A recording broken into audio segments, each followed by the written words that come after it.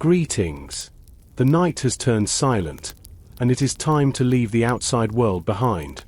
Today, I'm inviting you not just to an ordinary story, but to a massive 50-chapter mystery. Journals hidden on the dusty shelves of the Mountain View Hotel, whispers echoing through underground tunnels, and secrets a century old. Adjust your volume to your liking, and let the whispers pull you deep into the narrative. You are listening to NightSleepWhisper. Our journey begins. Mark drove his car through the mountains. The rain was very heavy. It hit the windows of the car. He could not see the road very well. He felt very tired. He was on the road for many hours. Finally, he saw a sign. The sign was made of wood. It said, Mountain View Hotel. The letters were old and fading. The hotel was on top of a hill. It was a very large building. The walls were made of grey stone. The roof was dark. There were many windows, but most of them were dark. Mark felt a little nervous. The hotel looked lonely in the storm. He drove his car to the front of the building. He stopped the engine. The sound of the rain was very loud. It was a cold evening in October. Mark grabbed his suitcase from the back seat. He opened the car door and ran to the entrance. He got very wet in just a few seconds. The front door was made of heavy, dark wood. It had a large iron handle. Mark pulled the handle and went inside. The lobby was very big and very quiet. There was a long wooden desk near the wall. A small lamp sat on the desk. The light from the lamp was yellow and dim. The floor was covered in a red carpet. It looked very old. There were tall chairs near a fireplace. There was no fire in the fireplace. It felt cold inside the lobby. Mark walked to the desk. He looked around. He did not see any people. He waited for a minute. Hello. He called out. His voice sounded loud in the empty room. No one answered him. He saw a small silver bell on the desk. He touched the bell with his finger. A clear ringing sound filled the air. He looked at the stairs. The stairs were wide and went up to the second floor. They were made of dark wood. Shadows moved on the walls because of the small lamp. Mark felt like someone was watching him. He turned around quickly. There was still no one there. Suddenly, a door behind the desk opened. A man walked out. The man was tall and thin. He wore a dark suit. His hair was white. He did not smile. He looked at Mark with very sharp eyes. Welcome to the Mountain View Hotel, the man said. His voice was very low. I am Mr. Henderson. I own this hotel. You are the only guest tonight. Mark looked at the man's hands. They were shaking a little bit. Mr. Henderson looked tired. He looked like he was afraid of something. Thank you, Mark said. I need a room for the night. The storm is too bad to drive. Yes, Mr. Henderson said. He looked at the window. A loud sound of thunder came from the sky. The storm is very bad. It is better to stay inside. Mr. Henderson reached under the desk. He pulled out a large, heavy book. The cover was made of dark leather. It looked very old and the edges were torn. He placed the book on the wooden surface. He opened it to a blank page. His fingers moved quickly, but they did not stop shaking. Mark watched the man's hands. He wondered why the owner was so uneasy. Please sign your name here, Mr. Henderson said. He pushed a silver pen toward Mark. Mark took the pen. He wrote his name and the date. He looked at the other pages in the book. There were not many names. The last person stayed at the hotel 3 weeks ago. The hotel was almost empty for a long time. This felt very strange. Usually, hotels near the mountains are full in the autumn. Are you the only person working here? Mark asked. He looked around the large, empty lobby again. The shadows on the walls seemed to grow longer as the lamp flickered. Mr. Henderson did not look at him. He looked at the front door instead. He seemed to be listening for something. A loud sound of wind hit the building. The windows rattled in their frames. The owner jumped a little at the noise. He turned back to Mark and tried to look calm. "Yes," Mr. Henderson replied. "I have a cook, Arthur. But he is in the kitchen. He does not like to meet the guests. I do everything else myself. It is a lot of work for one man." Mark nodded. He felt a cold draft of air in the room. He pulled his jacket closer to his body. "It is a very big hotel for just 2 people," he remarked. Mr. Henderson looked down at the registration book. He closed it with a loud snap. "It was a busy place many years ago," he said. His voice was sad. "But people do not come here much now. They prefer the new hotels in the valley. They like the bright lights and the modern rooms. They do not like the quiet of the mountain." Mark felt sorry for the man, but he also felt a bit of fear. Mr. Henderson was very quiet for a moment. He looked at the dark corners of the lobby. Then, he reached for a set of keys hanging on a board behind him. The keys were made of heavy iron. They clinked together as he moved them. "I will give you room 212, Mr. Henderson said. "It is on the 2nd floor. It has a good view of the forest. Not that you can see much in this rain." He handed a key to Mark. It felt cold in Mark's hand. Mr. Henderson picked up a small flashlight from the desk. "Follow me," he said. "The lights in the hallway are not very bright. I do not want you to fall." Mark picked up his heavy suitcase. He followed the thin man toward the wide wooden stairs.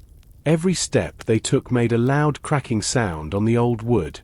The hotel felt like it was breathing. Mark looked back at the front door one last time. He felt like he was entering a different world. Mark and Mr. Henderson were on the first few steps of the stairs when the heavy front door swung open. A cold wind blew into the lobby, pushing a mist of rain across the floor. A woman stood in the doorway. She was wearing a long yellow raincoat that was dripping with water. She looked exhausted, and her dark hair was messy from the wind. The woman stepped inside and pushed the door shut. It closed with a heavy thud that echoed through the quiet room. She stood there for a moment, breathing hard. Her eyes moved quickly around the lobby until they landed on Mark and Mr. Henderson. "Hello," she said. Her voice was strong but held a hint of fear. "Is someone here?" Mr. Henderson walked back down the stairs. He looked surprised and a bit annoyed. "Yes, I am the owner," he said. "What do you need?" "It is very late, and the weather is terrible." The woman walked toward the desk, her wet boots making dark spots on the old red carpet. She took off her wet hat and shook her head. "My name is Sarah," she said. "I am looking for my brother. His name is David. He came to this mountain 2 weeks ago, and I have not heard from him since then." Mark watched from the stairs. He felt a sudden spark of interest. This was no longer just a boring trip to a quiet hotel. There was a mystery starting to unfold. Sarah reached into her pocket and pulled out a small photograph. It was a little damp, but the image was clear. It showed a man in his 30s with a kind smile and short brown hair. He was wearing a hiking jacket. She held the photo up for Mr. Henderson to see. "Have you seen him?" she asked. "He told me he was going to stay at a hotel near the forest. This is the only hotel in this area." Mr. Henderson looked at the photograph for only a second. He turned his head away quickly, avoiding Sarah's eyes. "No," he said. His voice was flat and cold. "I do not know this man. No one named David has stayed here recently. As I told this gentleman, we have not had many guests lately." Sarah looked at the registration book on the desk. She looked like she wanted to cry, but she stayed strong. "Are you sure?" she asked. "Please, look at the face again. It is very important." "I am sure," Mr. Henderson said. He reached for another key from the board. "Now, do you want a room or not? You cannot stay in your car in this storm. It is not safe." Sarah looked up at Mark. Mark gave her a small, friendly nod to show her she was not alone.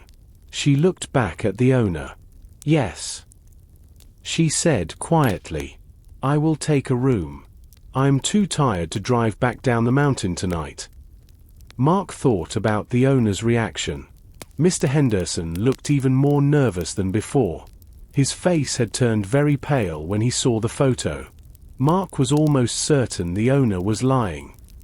Mr. Henderson led Mark and Sarah up the wide wooden stairs.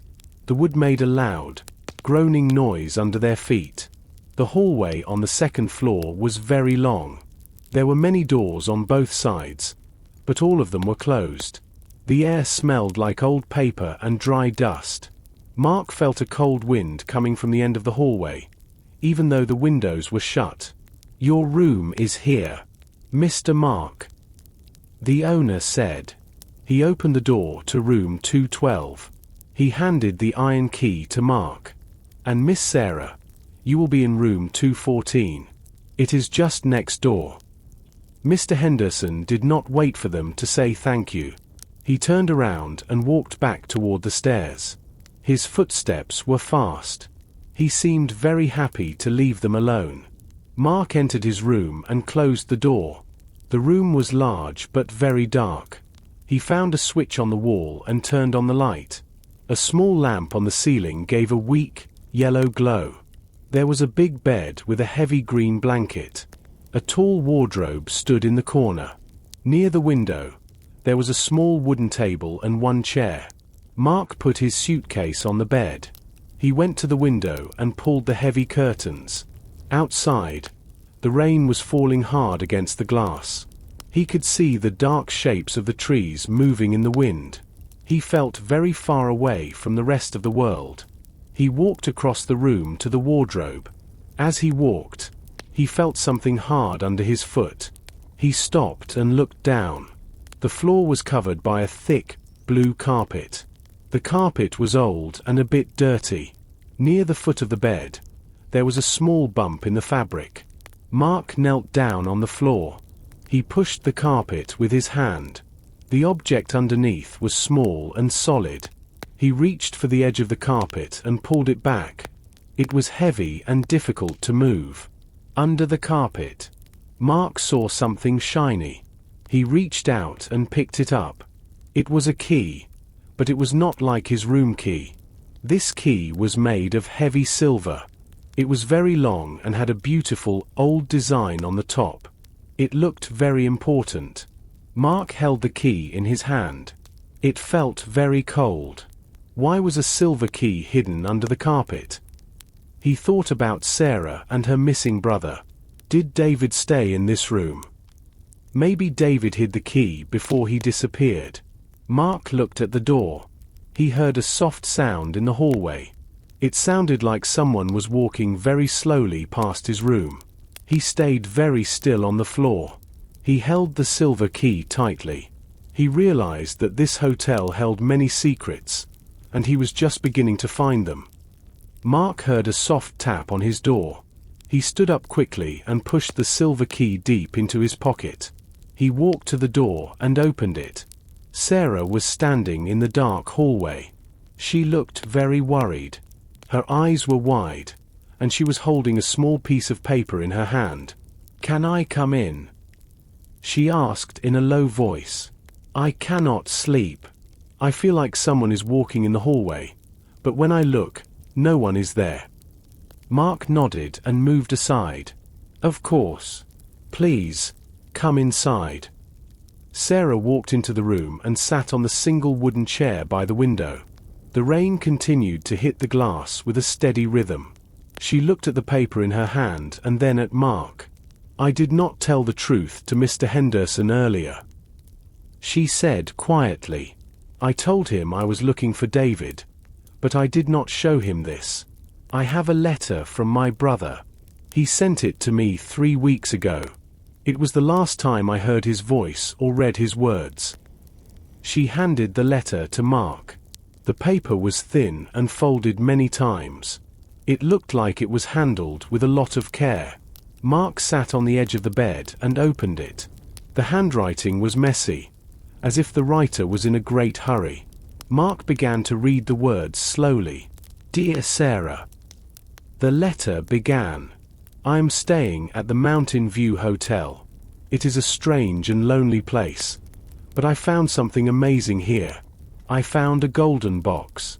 It is hidden in a very special place within these walls.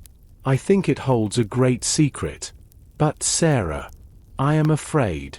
The owner, Mr. Henderson, is always watching me. He follows me in the hallways at night. If I do not call you by Friday, please come here. But be very careful. Do not trust anyone at this hotel. Mark looked up from the letter. He felt a chill that was not from the cold wind. This letter proves your brother was here. He said, Mr. Henderson lied to us.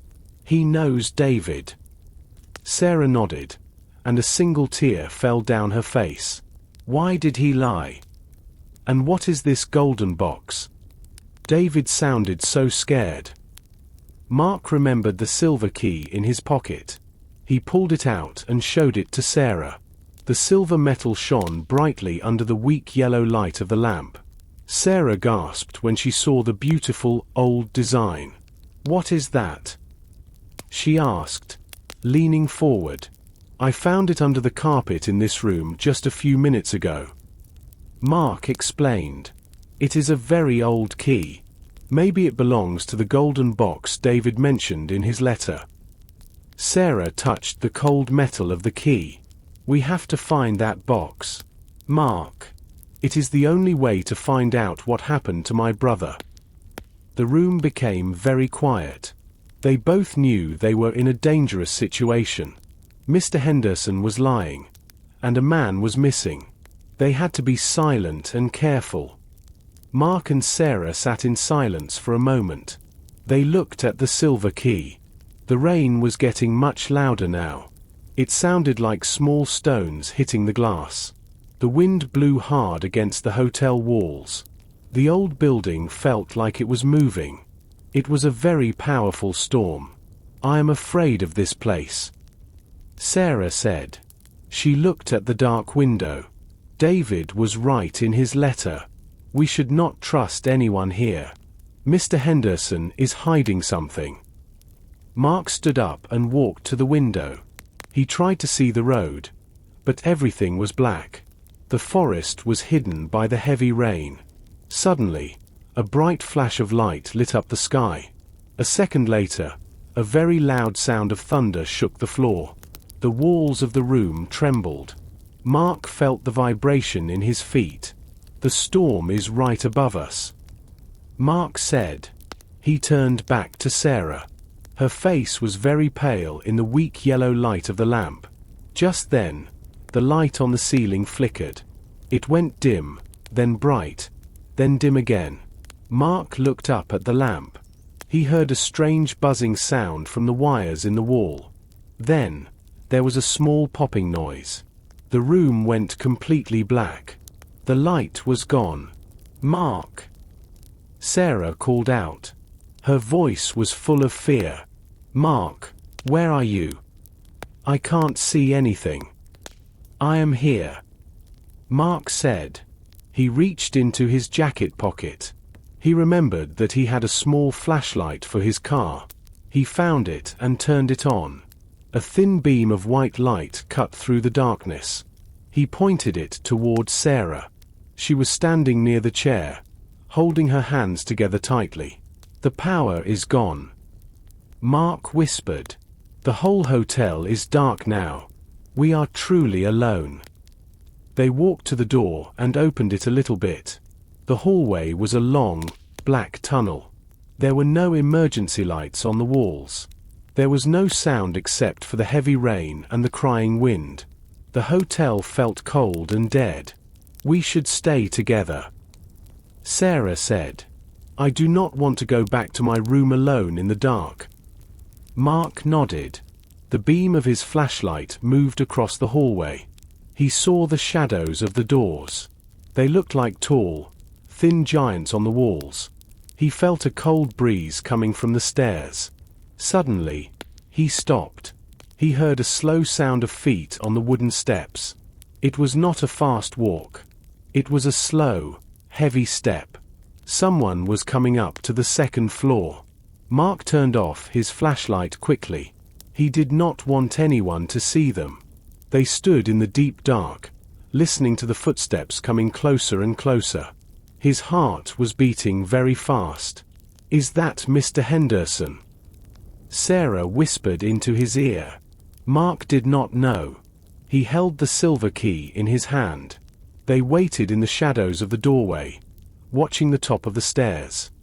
Mark and Sarah stayed very still in the dark room. They did not speak. They did not move. Outside in the hallway, the light from a flashlight moved under the door. They saw the yellow beam on the floor for a few seconds. Then, the light moved away. They heard the slow, heavy footsteps of Mr. Henderson. He walked past their door and continued to the end of the long hallway. Mark heard a small wooden door open and close at the far end of the hall. "He is going to the third floor," Mark whispered. "There is a small staircase at the end of the corridor." They waited for a long time. The hotel was silent again, except for the rain. Mark finally turned on his small flashlight. He pointed it at the ceiling. The white light showed the old, cracked paint and the dust on the edges of the walls. Suddenly, a very strange sound came from the room directly above them. It was not the sound of a person walking. It was a slow, dragging sound. It sounded like someone was pulling a very heavy box across the wooden floor. The sound was long and loud. It moved from one side of the ceiling to the other.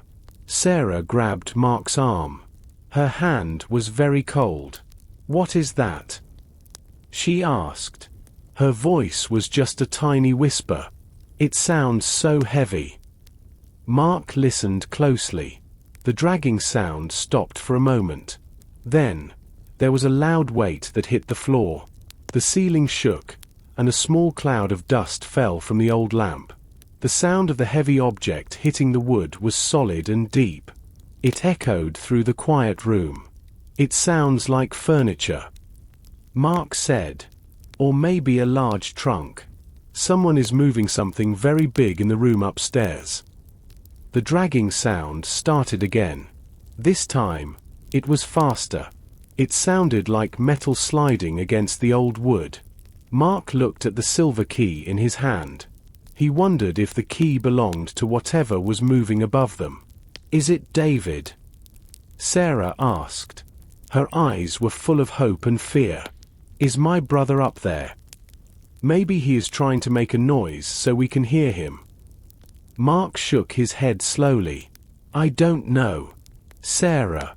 Mr. Henderson said he was alone with the cook. But the cook should be in the kitchen on the first floor. This sounds like a very strong person. Mr. Henderson is old and thin. I do not think he can move something that heavy by himself." They sat on the edge of the bed and listened. The sound moved again. Then it stopped completely. Now, they heard the sound of fast footsteps. These footsteps were different from Mr. Henderson's slow walk. They were loud and energetic. Mark felt a cold shiver on his back. The hotel was full of shadows and strange noises. He knew they could not stay in the room all night. They needed to find out who was on the third floor. They needed to find the truth about David and the golden box. "We cannot stay in this room," Mark whispered. He looked at the dark ceiling. The footsteps above them had stopped, but the silence felt even more dangerous. "We need to look for David. If he is in this hotel, we must find him before Mr. Henderson finds us." Sarah nodded. She was pale, but her eyes were determined. Let's go to the library on the first floor, she suggested. David mentioned a golden box. Maybe there are old maps or books about the hotel there. He loved history. He would start his search in a library. They left the room quietly. Mark kept his flashlight low, pointing it at the floor.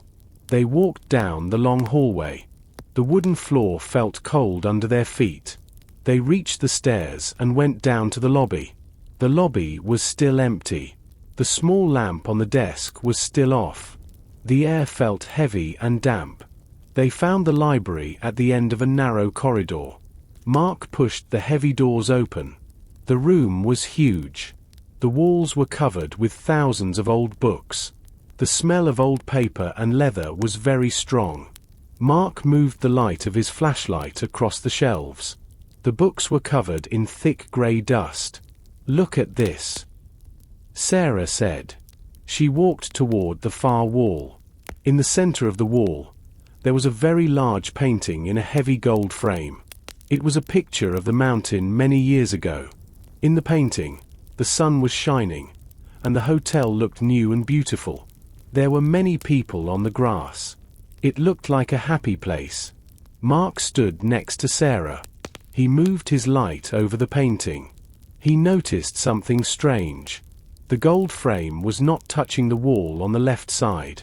There was a small gap. He reached out and touched the edge of the frame. It was very cold. He gave it a small push. The painting did not fall. Instead, it moved smoothly. It was on a hinge, like a door. Mark and Sarah pushed together. The large painting swung open slowly. It made a low, rubbing sound against the floor. Behind the painting, there was no stone wall. Instead, there was a small, dark opening. It was a secret door. The door was made of dark metal and had a large, old-fashioned lock in the middle. A hidden door. Sarah whispered. She looked at Mark with wide eyes. David was right. This hotel is full of secrets. Do you think the golden box is behind this door? Mark looked at the metal door. It looked very strong. He thought about the silver key in his pocket. He felt the cold metal of the key through his trousers. He wondered if the key from under his carpet would open a door hidden behind a painting. We are going to find out, Mark said. He reached into his pocket and pulled out the silver key. Mark held the silver key in his hand. His fingers were cold, and he felt a small tremble in his arm. Sarah stood close to him. She held the flashlight steady, pointing the beam of light at the dark metal door. The light reflected off the old iron lock. The lock was covered in a thin layer of orange rust, but the keyhole was clean and dark. Are you ready? Mark whispered. He looked at Sarah. She nodded slowly. Her face was tense. Yes. We need to know what is inside. This has to be the way to David. Mark leaned forward. He carefully pushed the silver key into the lock. He felt the metal teeth of the key slide into the mechanism. It did not stick or jam. It moved smoothly, as if the lock was waiting for this specific key for many years. Mark took a deep breath. He gripped the top of the key and turned it to the right. A heavy, mechanical grinding sound came from inside the door. It was the sound of large iron bolts moving away from the stone frame. The noise was loud in the quiet library. Mark and Sarah froze for a second, listening to see if Mr. Henderson heard them. Outside, the wind against the hotel, covering the sounds they made. Mark pulled the door toward him. It was very heavy. He had to use both hands to move it. The hinges made a long, low groaning sound. As the door opened, a puff of stale, cold air hit their faces. It smelled like old paper and very dry wood. It was the smell of a room that stayed closed for a long, long time. Beyond the door was a small, narrow room. Mark stepped inside first, and Sarah followed him closely. He took the flashlight from her and moved the beam around the space. It was not a hallway or a tunnel. It was a private office. The room was small and square. The walls were lined with wooden shelves, but these shelves did not hold books. They held hundreds of small wooden boxes and thick blue folders. In the center of the room, there was a large desk made of dark oak. On the desk, there was a heavy glass inkwell and a set of old pens. "This is not a guest room," Sarah said. She walked to the desk. "This looks like a place for keeping secrets. Look at all these files." Mark moved the flashlight to the top of the desk. In the center of the wooden surface, there was a single object. It was a dusty journal. The cover was red, and it had a small lock on the side. Mark reached out and wiped the dust away with his sleeve. He saw a name written in gold letters on the front of the journal. The name was not Henderson. It said Thomas Thorne, 1920. "Who is Thomas Thorne?" Mark asked. He felt a new mystery beginning to grow. He picked up the journal. It felt surprisingly heavy. Mark held the journal in his hands. The red leather was cold and felt like old skin. He sat in the large chair behind the desk. Sarah stood next to him, her eyes fixed on the book. The light from Mark's flashlight made the gold letters of the name Thomas Thorne shine in the dark room. Who was Thomas Thorne? Sarah asked again. Her voice was small. "I have never heard that name before. Maybe he was the first owner of this hotel." Mark looked at the small lock on the side of the journal. It was a simple lock, made of brass. He tried to pull it with his fingers, but it stayed closed. He looked around the desk for a small key, but he saw nothing except the old pens and the glass inkwell. Then, he remembered the silver key. He tried to use it, but the silver key was too large for this tiny lock. "Wait," Sarah said. She pointed to a small wooden drawer on the right side of the desk. "Look in there." Mark pulled the drawer open. Inside, there was a single, small brass key.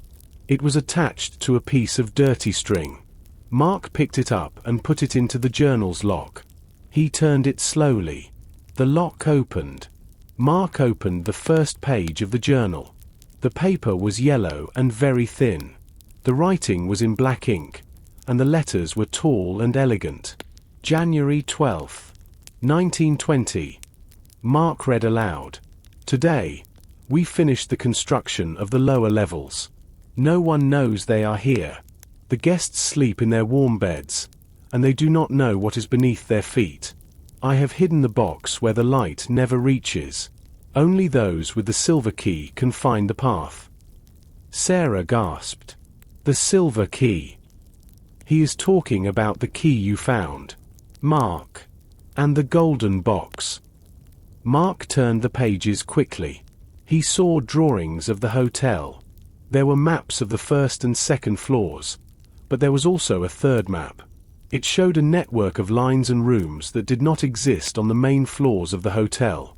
"These are tunnels," Mark whispered. "Look. They start under the kitchen and go deep into the mountain. There are rooms down there that are not on any public map." Suddenly, they heard a sound from the library outside the secret door. Mark turned off the flashlight instantly. The room became perfectly black. They held their breath. Through the narrow opening of the secret door, they saw a thin line of light. Someone was in the library. The light moved across the floor, coming closer to the hidden door behind the painting. Mark felt his heart hammering against his ribs. He put his hand over Sarah's hand to tell her to stay quiet. A shadow appeared on the wall outside. It was the tall, thin shadow of Mr. Henderson. He was standing right in front of the painting. Mark and Sarah stayed very still in the dark office. The air was thin and smelled of old dust. Outside the secret door, Mr. Henderson was moving. They could hear his heavy breathing. It was a slow, whistling sound. The yellow beam from his flashlight moved across the small gap in the hidden door. Mark held the red journal against his chest. He felt the cold metal of the silver key in his pocket. He prayed the owner would not push the painting further. Mr. Henderson moved the painting just a little bit. The hinges made a tiny, dry sound. Mark closed his eyes and stayed as quiet as a stone. After a long minute, the yellow light moved away. They heard the sound of footsteps walking toward the library door. Then, the heavy library door closed with a solid click. "Is he gone?" Sarah whispered. Her voice was shaking like a leaf in the wind. "I think so," Mark said. He waited for another minute to be sure. Then, he turned his small flashlight back on. The white light was weak, but it was enough to see the pages of the journal. He opened the book again. He skipped the first few pages of dates and weather reports. He looked for more maps and drawings. Finally, he found a page with a large title, "The Lower Path." "Listen to this," Mark whispered to Sarah. He read the elegant handwriting slowly. "The tunnels are not just for storage. They are a way to move through the mountain without being seen. I built them for safety during the Great War. But now, I use them to hide the prize. The golden box is in the Chamber of Whispers. It is the deepest part of the hotel. To get there, one must find the iron gate under the kitchen." Sarah looked at the drawing on the page. "The kitchen." But Mr. Henderson said the cook, "Arthur, is always there. He said Arthur does not like people. How can we go there without him seeing us?" "We will have to be very careful," Mark said. "The journal says the tunnels are very cold and very dark. We need to find a better light and maybe some warm clothes." Mark turned the page again. There was a detailed drawing of a large iron gate. The gate had many sharp points at the top. It had a heavy lock in the middle. Next to the drawing, Thomas Thorne added a note in red ink. "The silver key is the only way to open the gate. Without it, the tunnels are a trap. Do not enter without the key." Mark looked at the silver key in his hand. This was the key from under the carpet. It was the only way to reach the golden box. And more importantly, it was the only way to find David. "The journal says there are many hidden rooms down there," Mark said. "Maybe David is in one of those rooms. If Mr. Henderson is hiding the truth, David could be a prisoner. We have to go down there," Sarah said. Her voice was stronger now. Suddenly, a loud sound came from the lobby. The silver bell on the front desk rang once, then twice. Someone was at the hotel entrance. Mark and Sarah looked at each other. Who would arrive at a lonely hotel in the middle of a mountain storm? Mark closed the journal and tucked it under his arm. "We need to go. We have to see who is at the door. Then, we find the entrance to the tunnels." Mark and Sarah stepped out of the library and into the long, dark corridor. They moved with great care, trying not to make the old floorboards groan. They reached the lobby a few moments later. The air here was much colder. Mark pointed his flashlight at the reception desk. The silver bell was still moving very slightly. A thin, fading ring hung in the air, but the lobby was empty. Mark looked at the front door. It was not closed tightly. It moved back and forth in the wind, hitting the frame. Cold rain splashed onto the red carpet, creating a dark, wet circle. Mark walked to the door and looked out into the night. He saw only the black shapes of the trees and the white lines of the falling rain. There was no car in the driveway. There was no person on the porch. "There is no one here," Mark whispered. He pulled the heavy door shut and turned the large iron handle until it clicked. Maybe the wind pushed the door open and the vibration moved the bell. Sarah did not answer him. She was staring at the dark hallway near the base of the stairs. Mark turned his flashlight in that direction. The beam of white light cut through the shadows. Mr. Henderson was standing there. He was perfectly still. He stood just outside the circle of light, his thin body half hidden by a tall wooden clock. His face was very pale, and his eyes were wide. He was not looking at their faces. He was looking at Mark's hands. Mark realized with a shock that he was still holding the red journal. He quickly moved the book behind his back. But it was too late. Mr. Henderson had seen it. The owner's expression was very strange. He did not look angry or surprised. Instead, his eyes were full of a deep, old greed. He looked like a man who found something he lost a long time ago. He did not speak for a long time. The only sound in the lobby was the steady rhythm of the rain on the roof. "You should be in your rooms," Mr. Henderson finally said. His voice was a low, dry hiss. "The night is for sleeping. It is not a time for walking in the dark." "We heard the bell," Sarah said. Her voice was steady, but Mark could see her fingers pulling at the fabric of her coat. "We thought a new guest arrived in the storm." Mr. Henderson took a single step forward into the light. His shadow grew tall and thin against the wall, looking like a dark giant. "No one arrives at this hour," he said. "The bell is old. Sometimes the wind makes it ring. Go upstairs now. Do not come down again until the morning." He continued to watch them with that same hungry look. He did not move his eyes from Mark's shoulder. Mark felt a cold shiver go down his spine. He felt like the man was looking through his clothes, searching for the silver key. "We are going," Mark said. He gripped Sarah's arm and led her toward the stairs. They walked past the owner. Mark could smell the man's suit. It smelled like old dust and damp earth. As they climbed the wooden stairs, Mark looked back over his shoulder. Mr. Henderson had not moved. He was still standing in the lobby, looking up at them. He did not turn on a light. He just stood in the darkness, watching them go. They reached the second floor and hurried into Mark's room. Mark locked the door and leaned against it. "He knows," Sarah whispered. "He saw the journal. He knows we are looking for the truth." Mark looked at the red book in his hands. "He wants this," Mark said. "But he did not try to take it. He is waiting for something.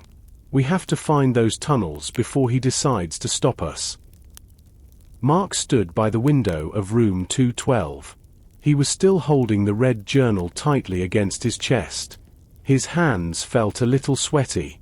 He looked at Sarah. She was sitting on the edge of the bed, her hands resting on the green blanket. She looked very small and tired in the dark room. "We cannot stay here all night," she said. Her voice was thin. Mark nodded. He turned back to the window and pulled the heavy curtain to the side just a little bit. He wanted to see if Mr. Henderson was outside. He wanted to see the road. The rain was still falling, but it was not as heavy as before. The thick clouds moved quickly across the dark sky.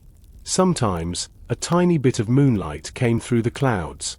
It made the wet trees look like silver ghosts. Mark looked down at the hotel garden. He saw the black shapes of the bushes. Then, his eyes moved further away, toward the deep forest at the base of the mountain. Suddenly, he saw something. "Sarah," he whispered. "Come here. Look at this." Sarah stood up and walked to the window. She stood next to him and looked out into the night. Mark pointed his finger toward the trees. Far away, among the tall pine trees, there was a light. It was not the white flash of lightning. It was a small, yellow light. It looked like a lantern or a strong flashlight. The light was moving. It swung back and forth as it moved through the dark trees. "Is that a person?" Sarah asked. She pressed her face against the cold glass of the window. "Yes," Mark said. "Someone is out there. They are walking away from the hotel. They are going deep into the woods." The light moved slowly. Sometimes it disappeared behind a large tree. Then it appeared again. It seemed to be following a small, hidden path. Mark watched the light for a long time. It did not stop. It moved with purpose, as if the person knew exactly where they were going. "Maybe it is David," Sarah said. Her voice was full of hope. "Maybe he escaped from the hotel and he is hiding in the forest." Mark shook his head slowly. "I do not know, Sarah. The air is still very cold. Why would he be out there in the middle of a storm? And look at how the light moves. It is steady. That person is not lost. They are searching for something, or they are going to a specific place." They watched the yellow until it reached a high part of a nearby hill. Then, the light moved behind a large rock and did not come back. The forest was black once again. "We need to find out who that is," Mark said. He felt a new kind of energy. He was not just afraid anymore. He was curious. The journal mentioned a chamber of whispers under the hotel, but maybe the secret starts out there, in the trees. Sarah looked at the dark forest. "The owner is in the lobby. He said the cook is in the kitchen. If they are both inside the hotel, then who is walking in the woods?" Mark did not have an answer. He looked at the silver key on the wooden table. The mystery was getting bigger.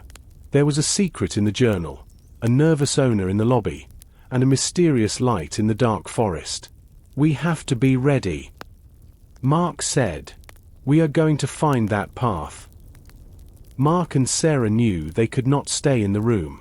The light in the woods was a sign. They had to follow it. Mark put the red journal into his large jacket pocket. He held his flashlight tightly. Sarah put on her yellow raincoat. She looked ready to face the cold night again. "We cannot go through the lobby," Mark whispered. "Mr. Henderson is there. He is watching the stairs like a hungry wolf." "There is a small door at the end of the hallway," Sarah said. "I saw it when I went to my room. I think it is for the staff. It might lead to the back of the hotel." They moved down the hall with great care. They did not turn on the flashlight yet. They used the faint moonlight from the windows to see their way. They found the small door. It was narrow and made of plain wood. Mark turned the handle slowly. It did not make a loud noise. They stepped onto a small, dark stone staircase. They went down the stairs and found themselves in a cold laundry room. The room was full of large white sheets hanging from lines. In the dark, the sheets looked like tall ghosts moving in the wind. They found a small exit door and stepped outside. The air was very cold. The rain was now a light mist, but the ground was very muddy. They walked toward the garden at the back of the hotel. The garden was old and neglected. There were dead flowers and tall, sharp weeds everywhere. Mark turned on his flashlight and pointed the beam at the ground. The light in the woods was near the garden gate. Mark said. They walked to the edge of the property. A tall iron gate stood there. It was covered in dark rust. Beyond the gate, the forest began.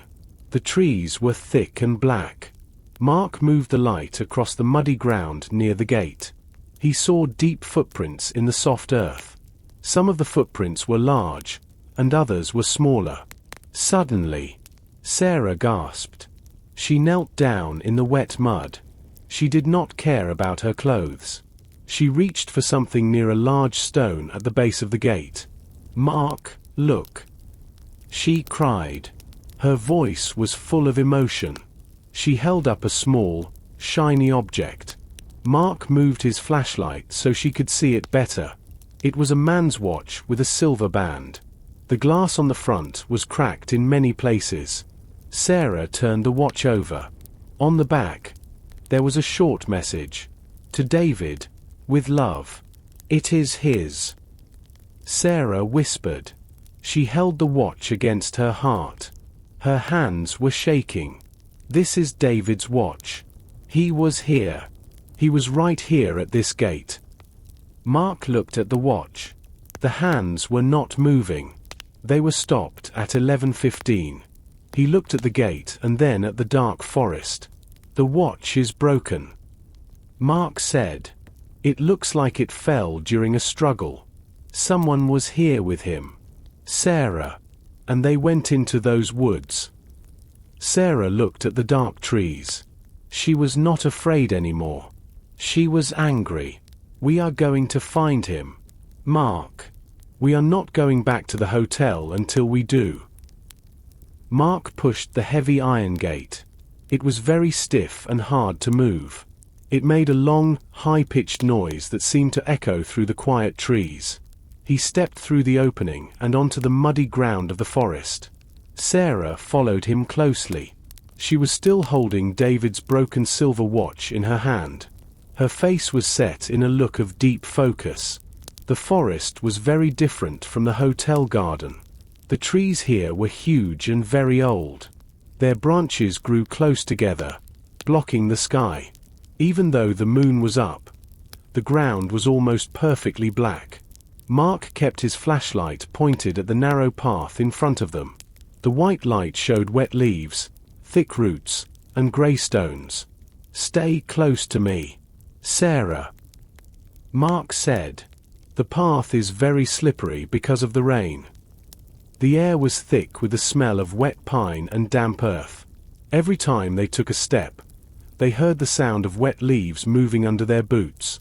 The wind moved through the high branches of the trees. It was a low, rushing sound, like the ocean. Mark felt small in the middle of the great, dark woods. He looked back once. The Mountain View Hotel was now just a dark shape on the hill. Only a few small lights were visible in the windows. It looked like a lonely island in a sea of trees. The light was moving toward the east. Sarah whispered. She pointed her finger to the right. It was near that tall rock formation. They walked for 20 minutes. The path became steeper and more difficult. Mark had to use his free hand to grab onto branches so he would not fall. Suddenly, the trees became thinner. They reached a small opening in the forest. In the center of the opening, there was a large, flat stone. Mark moved his flashlight across the stone. He saw something strange. There were 3 white candles sitting on the rock. They were not lit, but they were new. Next to the candles, there was a small piece of blue cloth. Sarah walked to the stone and picked up the cloth. "This is from David's hiking jacket," she said. Her voice was trembling. "I remember this color. He bought that jacket just before he came here." Mark looked around the opening. He saw more footprints in the mud. They led away from the flat stone and toward a small valley below them. At the bottom of the valley, he could see the dark, still water of a lake. "The light we saw from the window," Mark said. "It must have been here. Someone was at this stone. Maybe they left these things as a sign. Or a warning." Sarah added. They looked down at the lake. The water was as black as ink. On the other side of the lake, tucked against the side of the mountain, was a small wooden building. It was a tiny cabin. There was no smoke coming from the chimney, but Mark thought he saw a tiny flicker of yellow light in the window. "We have to go down there," Mark said firmly. The descent to the lake was difficult. The ground was steep and covered in slippery pine needles. Mark held the flashlight in one hand and gripped Sarah's arm with the other. They moved slowly, their boots sinking into the soft, wet mud. The air near the water was even colder than in the forest. It felt like needles against their skin. As they reached the edge of the lake, the water was perfectly still. It looked like a giant piece of black glass. There were no ripples, and no fish jumped. The silence was heavy. Mark pointed the light across the water toward the small building they saw from the hill. The cabin was very old. The wooden walls were gray and cracked from many years of mountain winters. It sat on a small patch of rocky ground. A narrow wooden pier reached out into the dark water, but the wood was rotting and broken. There was a single window on the front of the cabin. A very faint, warm glow came from behind a dirty curtain. "Is someone inside?" Sarah whispered. She was shivering now, her yellow raincoat covered in mud. "I don't know," Mark said. "But someone lit that light. We have to be very quiet." They walked around the edge of the lake. They stepped over fallen trees and sharp rocks. When they were only a few meters from the cabin door, Mark turned off his flashlight. The darkness returned, but his eyes slowly adjusted. He could see the shape of the door. It was slightly open. The wind suddenly stopped. For a moment, the only sound was the drip of water from the trees. Mark stepped onto the small porch. The wood made a tiny, sharp sound under his weight. He held his breath and waited. No one came to the door. No one called out. Mark reached out and pushed the door. It moved easily, swinging back into the dark room. He did not hear a voice, but he smelled something familiar. It was the smell of wood smoke and something sweet, like dried apples. "Hello," Mark called out softly. There was no answer. He turned his flashlight back on and moved the beam inside. The cabin was very small. There was a single bed in the corner with a heavy wool blanket. A small wooden table stood in the middle of the room. On the table, a single yellow candle was burning. The flame was tall and steady. Next to the candle sat a bowl. Inside the bowl were 3 red apples. They looked fresh, as if someone had just placed them there. Mark walked to the table and touched the side of the bowl. It was not cold. "Someone was here," Sarah said, stepping into the room. "They were here just a few minutes ago. Look at the candle. It hasn't melted much at all." Mark moved the light to the bed. He saw a book resting on the pillow. It was a small notebook with a black cover. He picked it up and opened the first page. There was no name, but there was a drawing of the Mountain View Hotel. Under the drawing, someone had written one word in large, shaky letters: "Run." Mark held the small black notebook.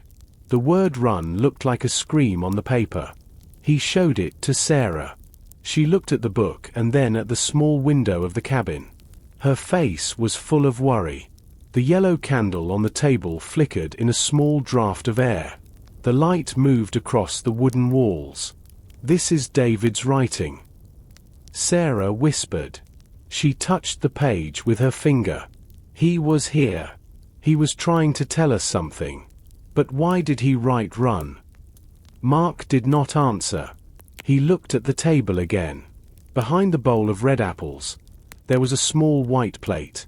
On the plate sat a thick piece of brown bread.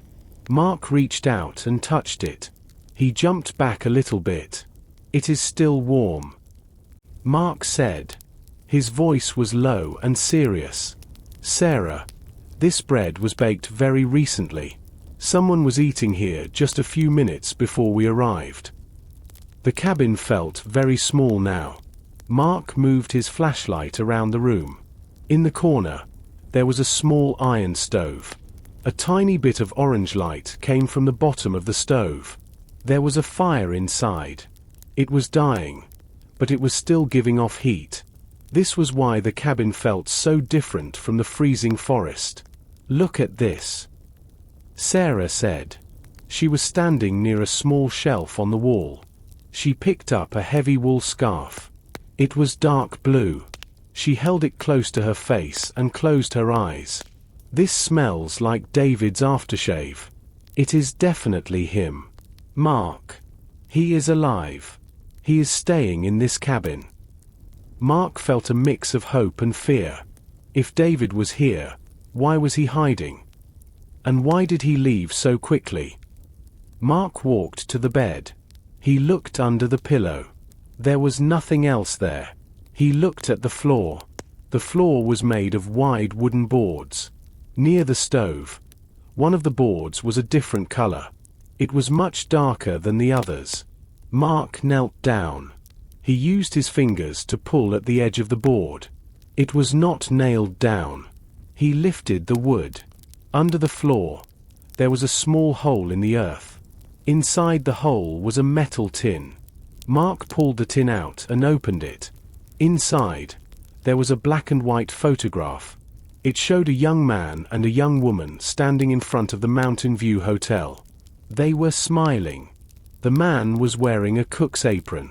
The woman was wearing a beautiful white dress. On the back of the photo, someone wrote, "Arthur and Elena, 1955, Arthur." Mark said, "The owner said the cook's name is Arthur, but this photo is very old." Suddenly, they heard a sound outside. It was not the wind. A man was standing just outside the cabin, looking at the door. Mark and Sarah held their breath. The cabin was very small, and there was nowhere to hide.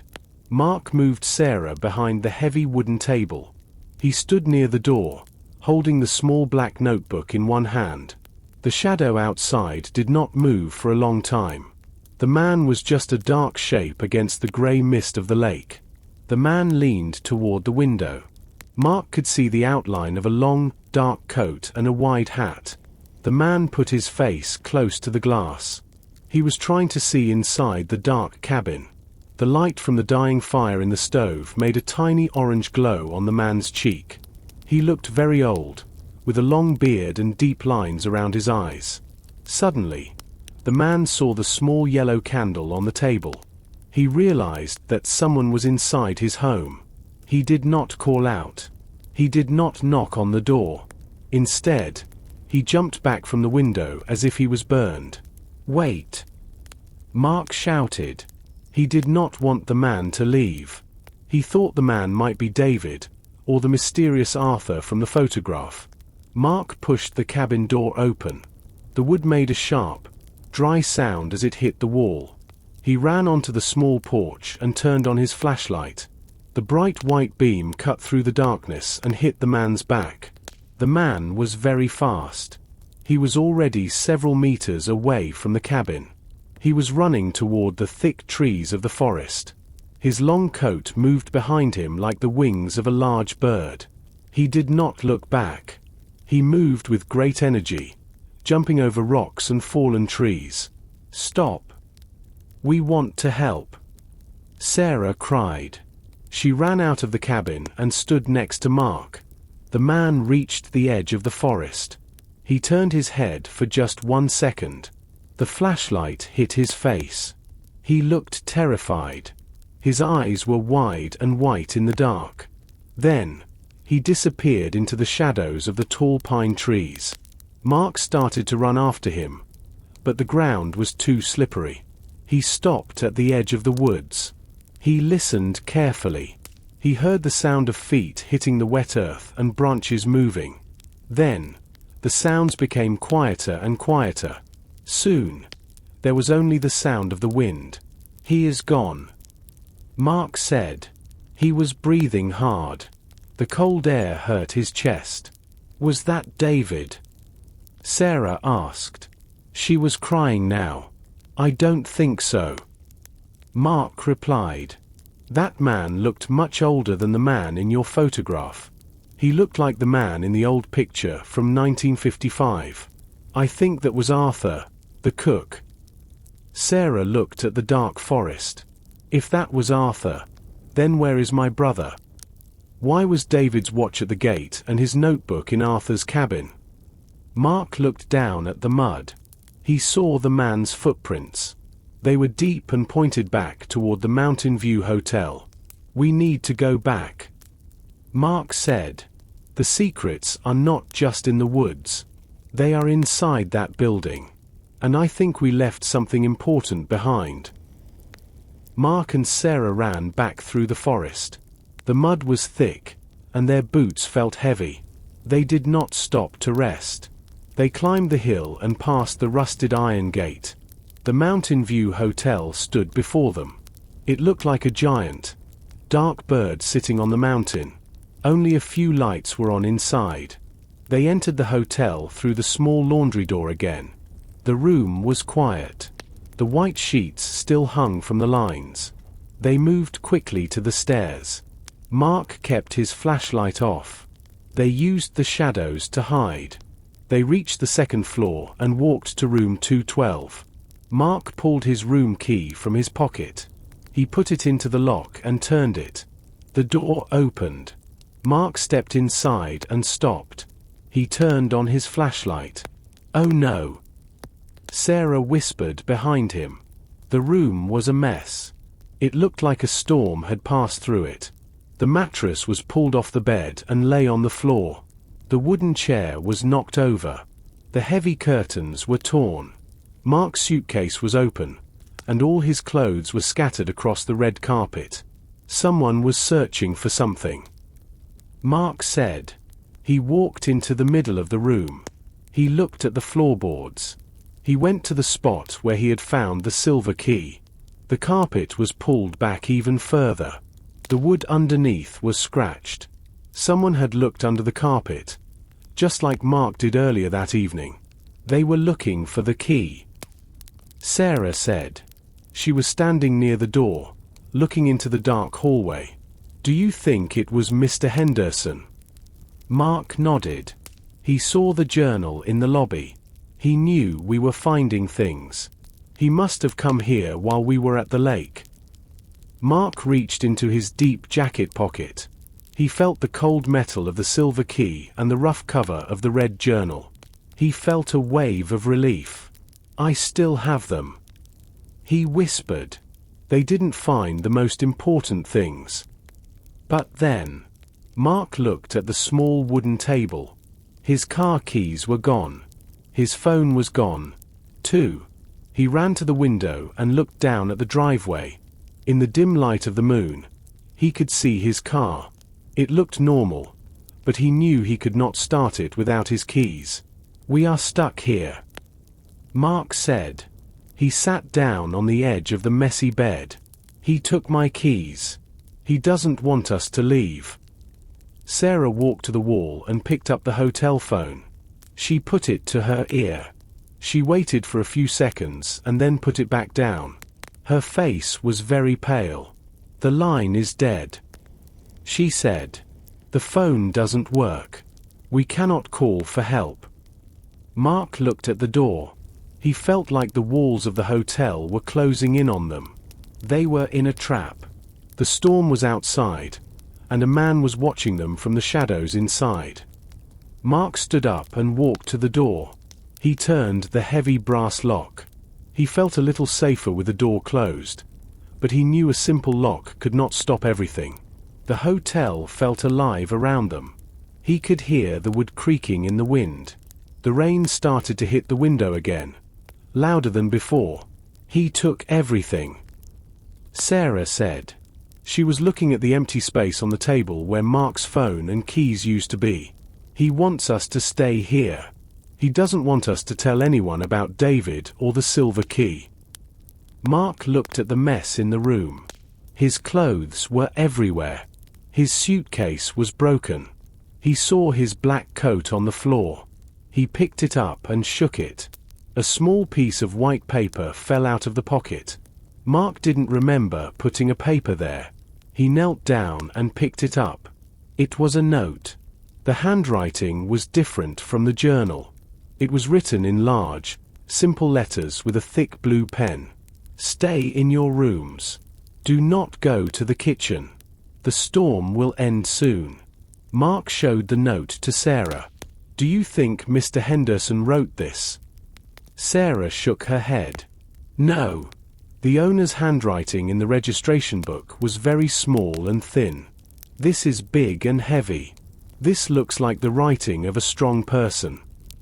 "Arthur," Mark whispered. "The cook. The man we saw running near the cabin. He must have come into the room while we were gone." They sat together on the edge of the bed. The room was cold because the heater was not working.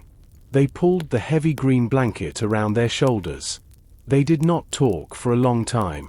They just listened to the storm. "We are trapped," Sarah said. Her voice was very low. "The car won't start. The phones are dead.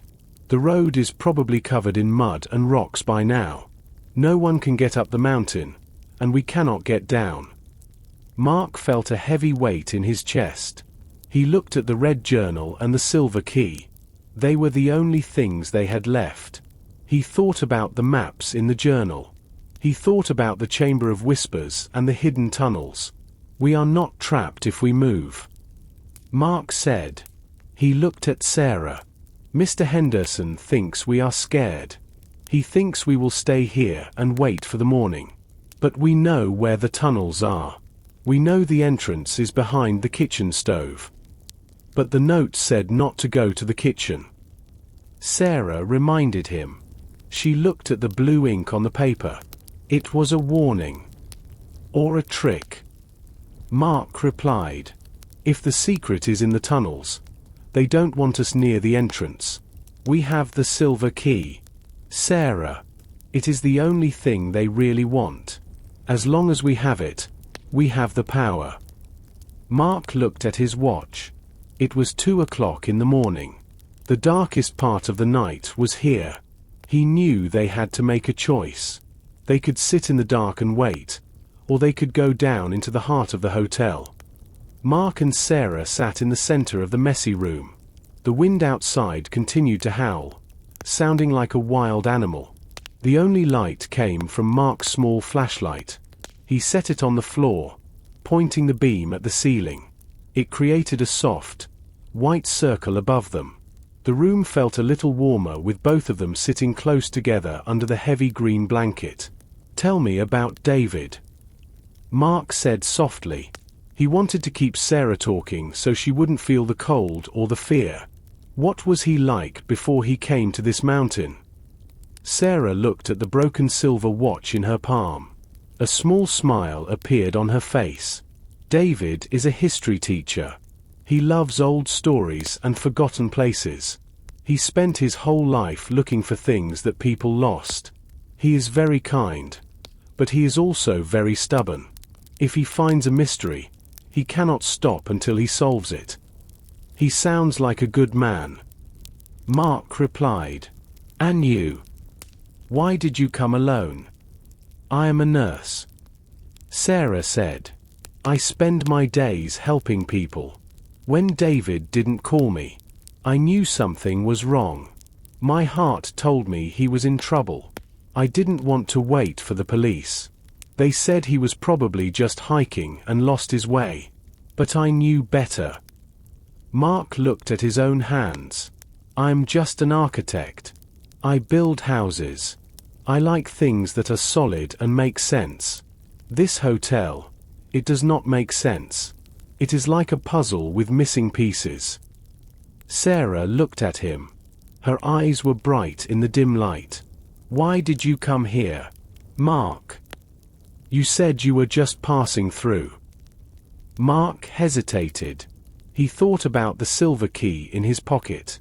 I was looking for a quiet place to think. My life in the city was too loud. I wanted to see the mountains and find some peace. I didn't expect to find a secret office and a missing person. They sat in silence for a moment. Mark felt a strong connection to Sarah. They were two strangers brought together by a storm and a secret. He reached out and touched her hand. I promise you, Sarah.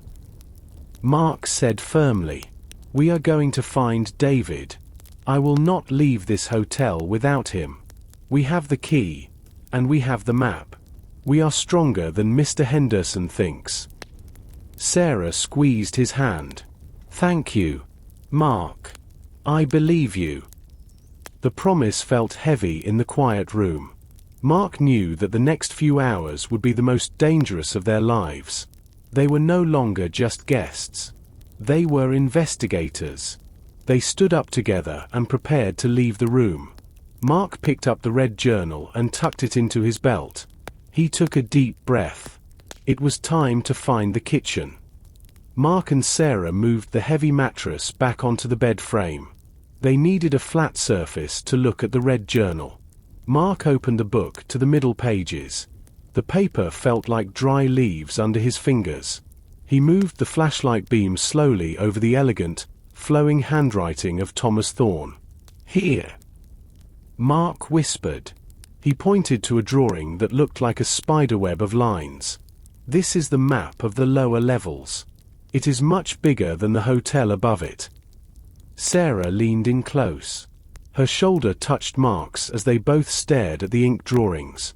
The map showed the basement, but it also showed tunnels that went deep into the mountain rock. Some lines led to the lake, and others went toward the high cliffs. "Look at the kitchen area," Sarah said. She traced a line with her fingernail. "There is a square marked cold storage, and right behind it, there is a small circle with an X inside." Mark looked at the notes next to the circle. The writing was very small. He had to hold the flashlight closer to see the words. "The entrance is hidden by the iron stove. Move the lever behind the wood box to slide the stone." "A lever," Mark said. "It's a mechanical door. That explains why no one can find it. You have to know exactly where to pull." As they looked at the map, Mark noticed a second drawing on the next page. It was a sketch of a large, circular room. In the middle of the room, there was a stone pillar. On top of the pillar sat a small, square box. The artist used yellow ink to make the box look like it was glowing. "The golden box," Sarah breathed. "The chamber of whispers." Under the drawing, there was a warning. "The air in the chamber is old. Do not stay long. The whispers are not real, but the mind believes them." Mark felt a cold shiver. Whispers. What does that mean? Maybe it is the sound of the wind in the tunnels. Sarah suggested. "The mountain has many holes. The air moving through the stone can make strange noises." Mark closed the journal. He felt like he was holding a dangerous weapon. This book was the key to everything Mr. Henderson wanted to hide. He tucked the journal back into his belt and checked the silver key in his pocket. "We have the map now," Mark said. "We know where the lever is. We know where the box is. We just need to get past the kitchen without Arthur seeing us. And we need to be fast," Sarah added. She looked at the window. The sky was still black, but the rain was stopping. The silence of the mountain was returning, and in the silence, every footstep would sound like a drum. Mark and Sarah stood by the door of room 212. Mark turned the handle with great care. He did not want the metal to make a sound. They stepped out into the hallway. The air was very still now.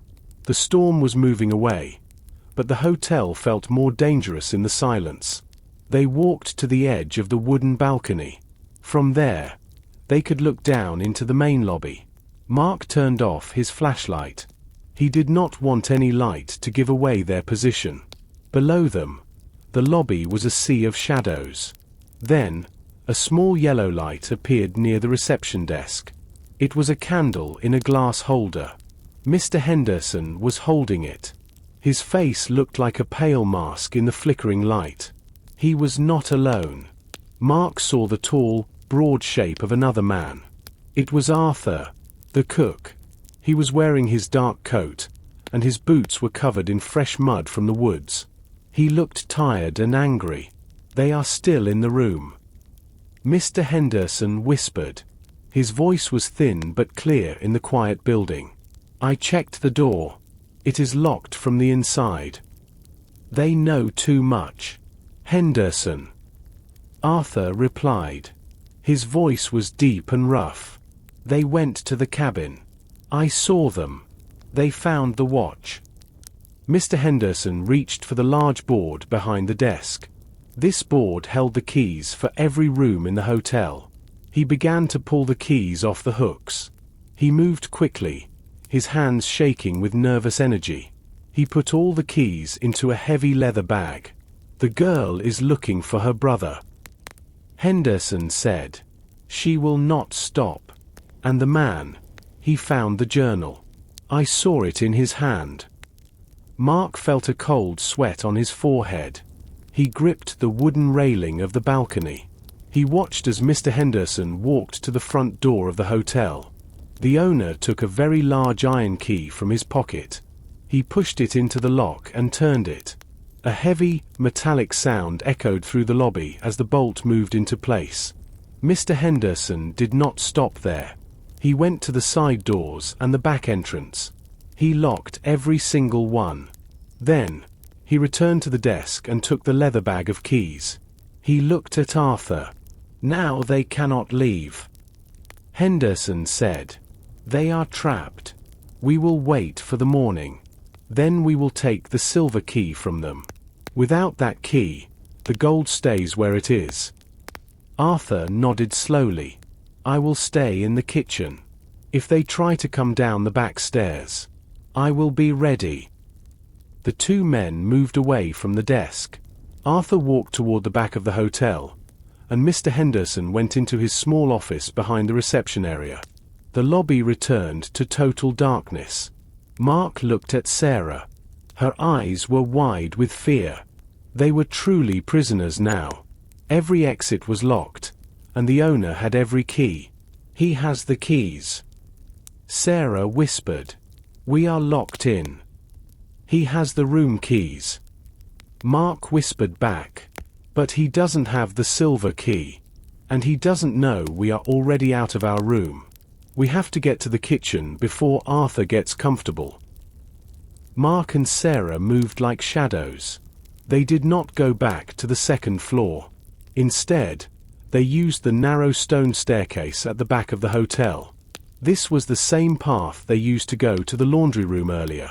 The air was colder here, and it smelled like wet stone. Mark held Sarah's hand tightly to guide her in the dark. They reached the bottom of the stairs. A thin line of light came from under the heavy kitchen door. Mark put his ear against the wood. He heard the sound of a metal pot hitting a stove. He heard a man breathing heavily. Arthur was inside. He was waiting for them. "We cannot go through the door," Mark whispered. "He is right there. He will see us the moment we step inside." Sarah looked at the dark floor of the hallway. She remembered the journal and the map. "Mark, the map showed a cold storage room near the kitchen. Maybe there is another way into that room." Mark moved his flashlight beam across the floor. The hallway was narrow, and the walls were made of old, grey bricks. He looked at the floorboards. Most of them were solid and covered in dust. But near the wall of the kitchen, one board looked different. It was shorter than the others, and the edges were smooth, as if many people had touched it. Mark knelt down. He pushed the end of the board with his thumb. The wood moved. It was not nailed to the floor. Mark used his fingers to lift the board. It was heavy and thick. Under the board, there was a dark space. "It's a crawl space," Mark said. He pointed his light into the hole. The space was very small, only wide enough for a person to slide through. It was full of cobwebs and old dust. Mark could see the bottom of the kitchen floor from below. He saw the legs of a large iron stove and the edge of a wooden table. "I'm going first," Mark whispered. "If it is safe, I will pull you down." Mark slid into the hole. The ground was cold and hard. He crawled forward on his hands and knees. The smell of old grease and smoke was very strong now. He was directly under the kitchen. Above him, he heard the heavy steps of Arthur's boots. Each step sounded like a hammer hitting the wood. Mark reached the area under the stove. He looked up through the cracks in the floor. He saw the black iron of the stove. It was huge and very hot. He saw a small metal handle near the base of the stone wall behind the stove. "This is it," Mark thought. "The lever." He looked back and saw Sarah's face at the entrance of the hole. He signaled for her to come forward. They were now both hiding in the dark space under the floor of the kitchen. Arthur was only a few inches above their heads. He was sitting in a chair, humming a low, sad song. Mark and Sarah moved slowly on his stomach. He felt the cold dirt on his hands. Sarah was right behind him.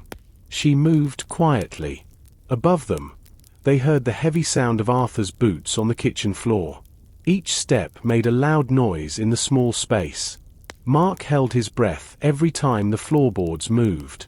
Mark reached out his hand in the dark.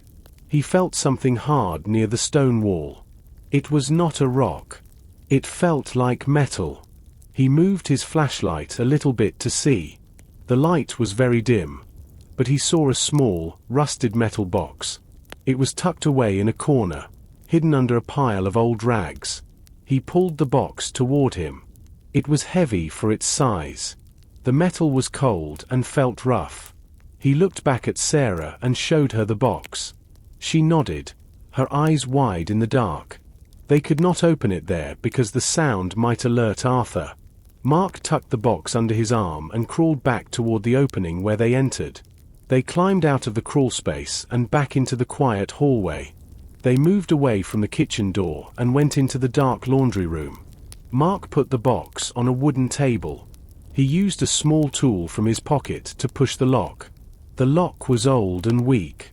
It opened with a small snap. Inside the box, there were no gold coins or jewels. There were dozens of old black and white photographs. The edges of the photos were yellow and curled. Mark picked up the first one. It showed a group of men standing in front of the hotel. They were wearing old-fashioned suits and tall hats. The hotel looked new and very grand. "These are very old," Sarah whispered. She picked up another photo. "Look at the people. They look so happy. This place was different many years ago." Mark looked through more photos. He saw pictures of the dining room full of guests. He saw the garden with beautiful flowers. Then, he found a smaller pile of photos at the bottom of the box. These were different. They were not professional photos. They were private pictures of the staff. He saw a photo of a young woman standing by the lake. She had a kind face and long, dark hair. On the back, it said Elena. He remembered the name from the cabin.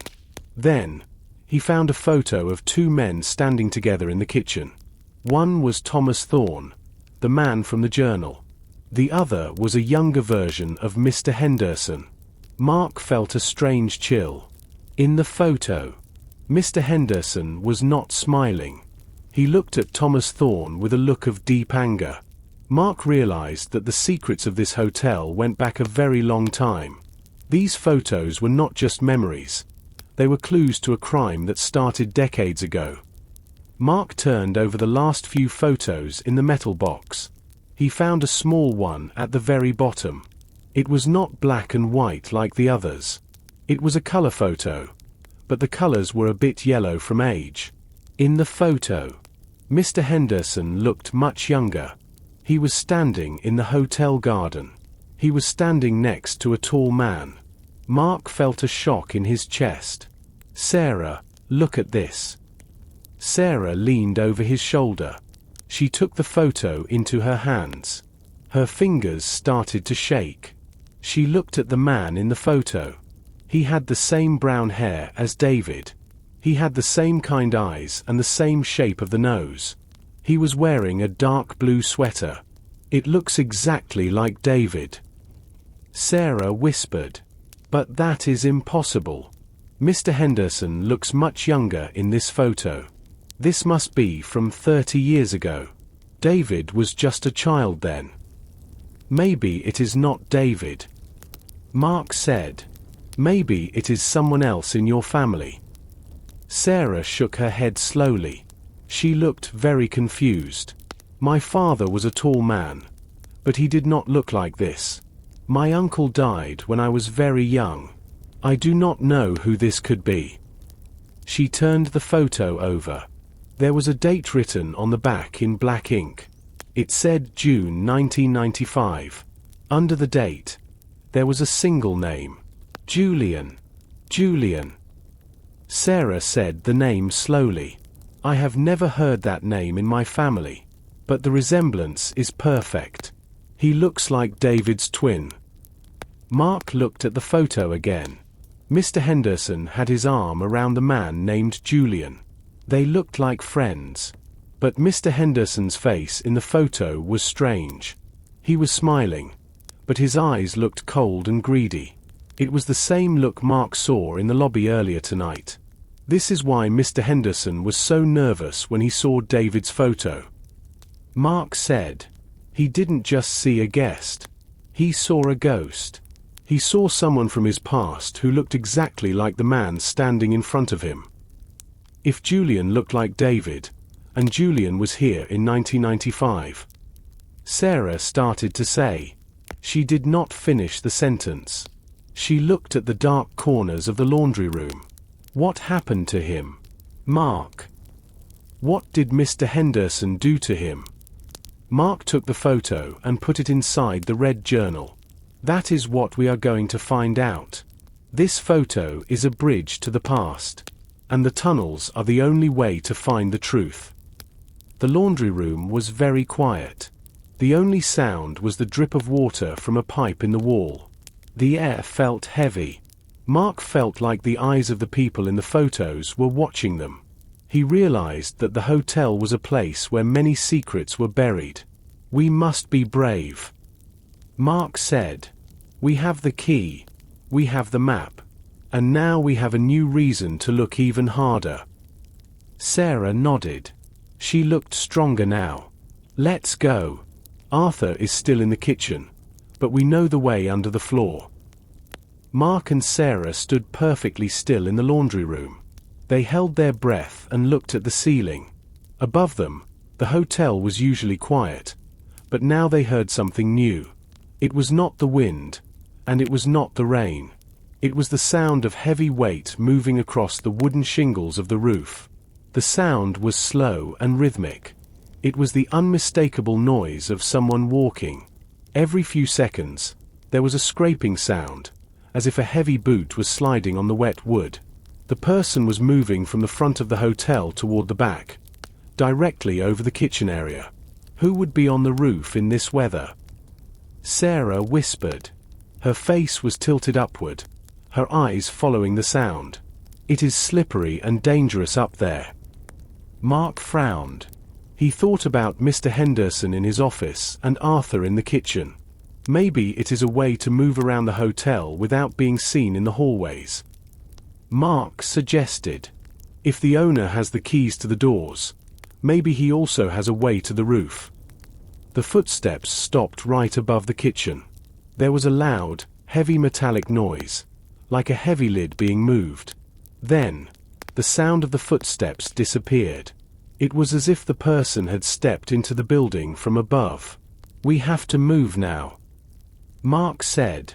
"If someone just entered the kitchen from the roof, Arthur might not be alone anymore. We need to get to that lever before they find us." They left the laundry room and returned to the narrow hallway. Mark led the way back to the loose floorboard. He lifted the heavy wood quietly and pointed his flashlight into the dark crawl space. The smell of dust and old grease was still there. He slid inside, feeling the cold earth against his clothes. Sarah followed him, pulling the floorboard back into place behind her. They crawled toward the kitchen area again. As they got closer, they heard voices. One was the deep, rough voice of Arthur. The other was higher and faster. It was Mr. Henderson.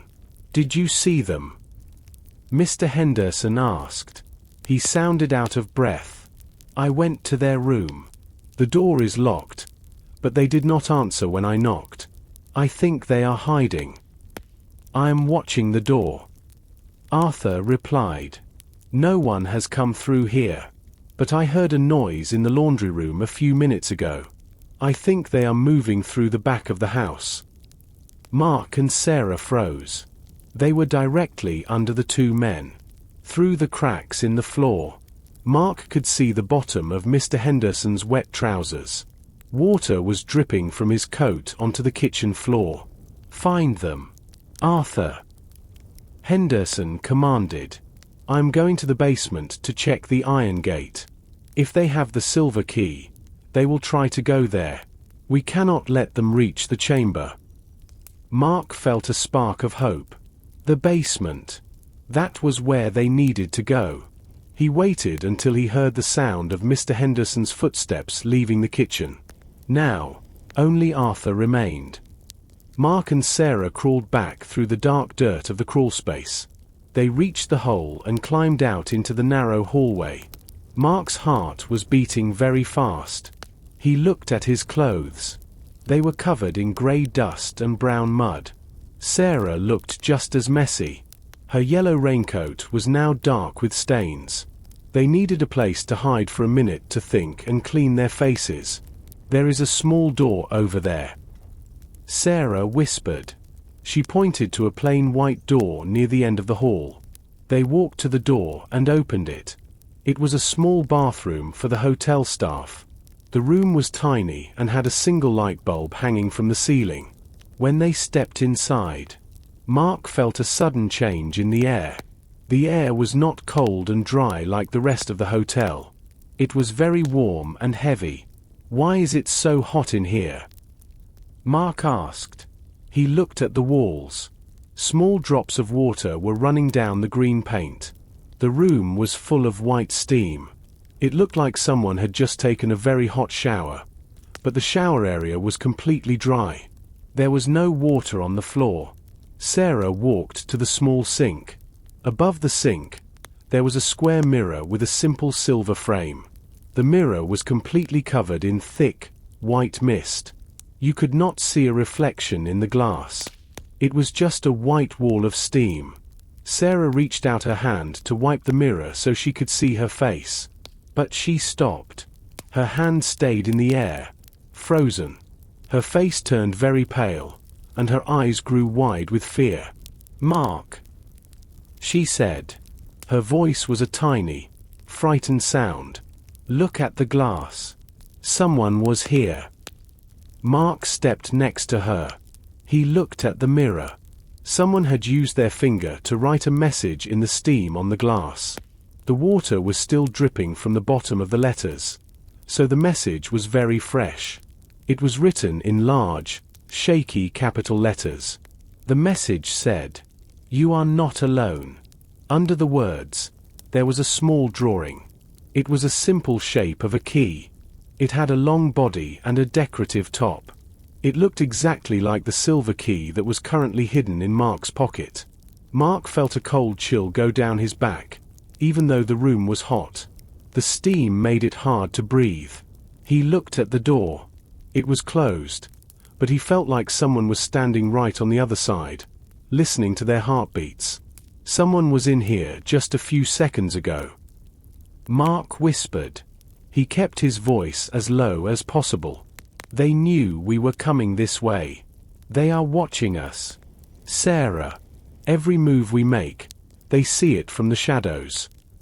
Sarah touched the cold glass of the mirror near the message. The letters began to fade as the water ran down.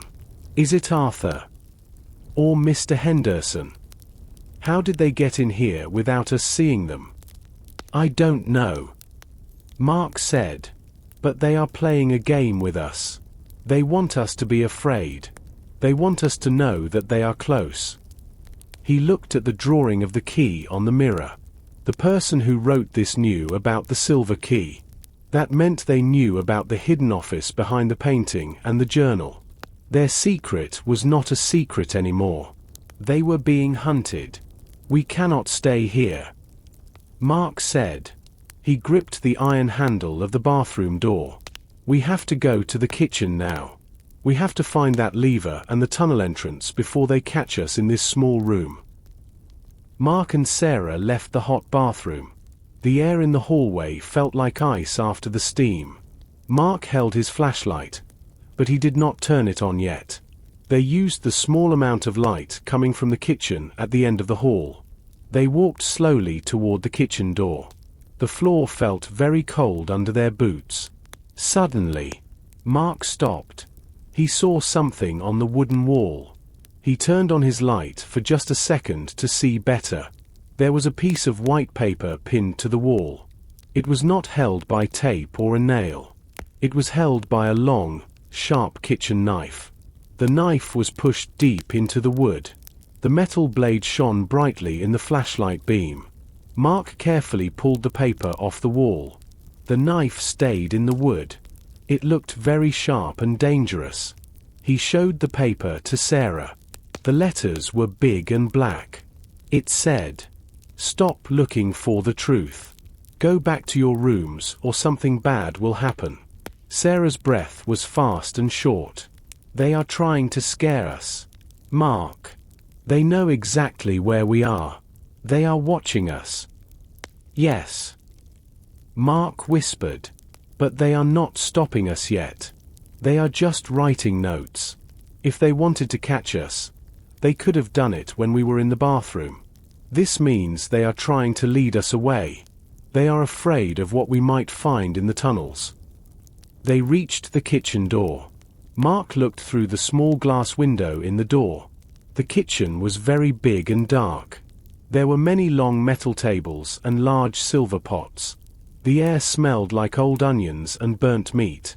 The iron stove stood in the far corner. It was a giant black machine.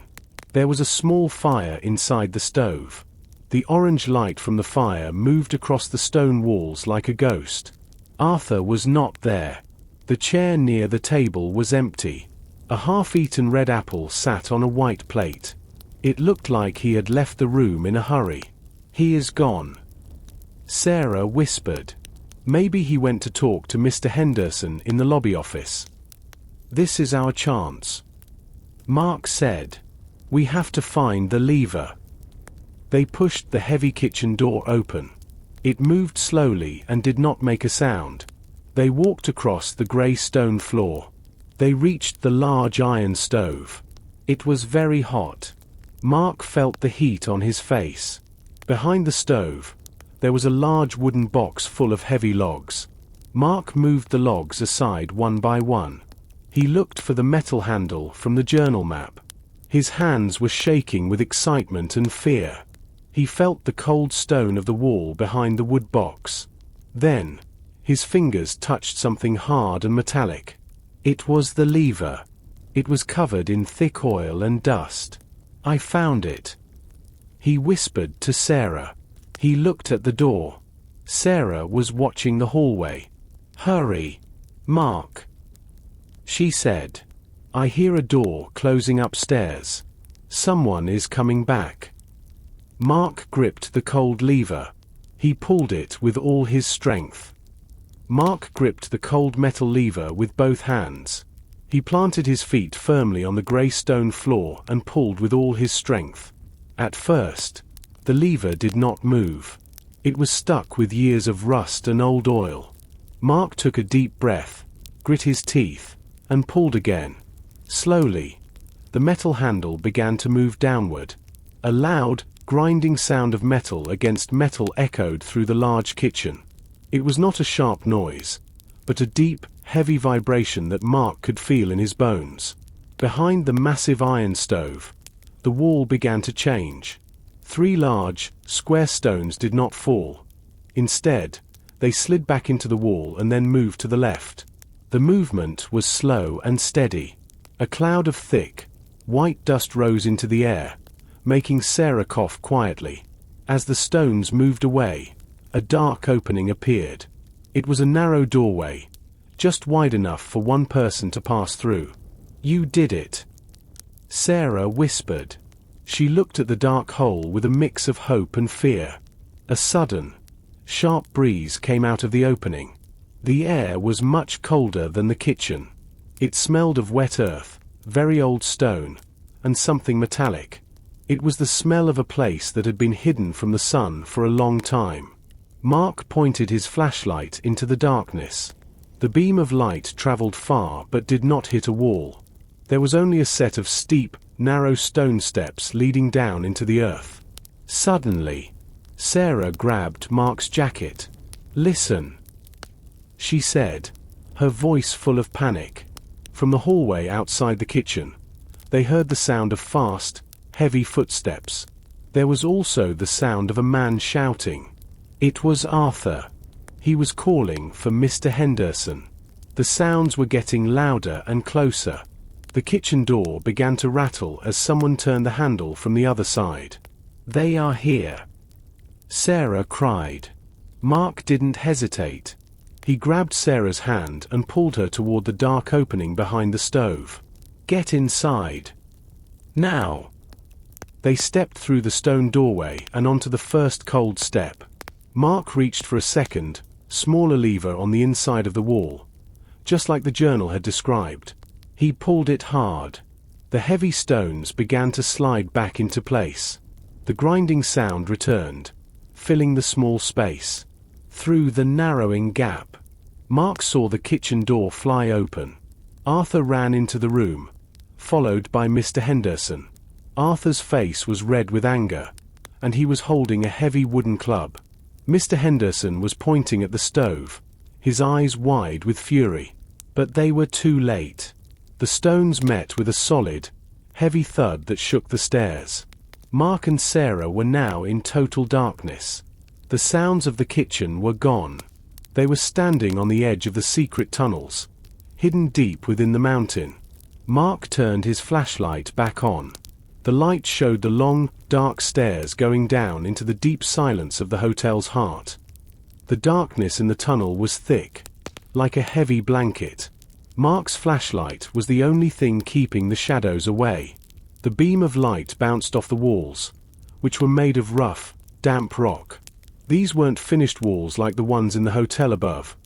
This was a path carved directly into the heart of the mountain. Water dripped from the low ceiling, making a rhythmic sound against the stone floor.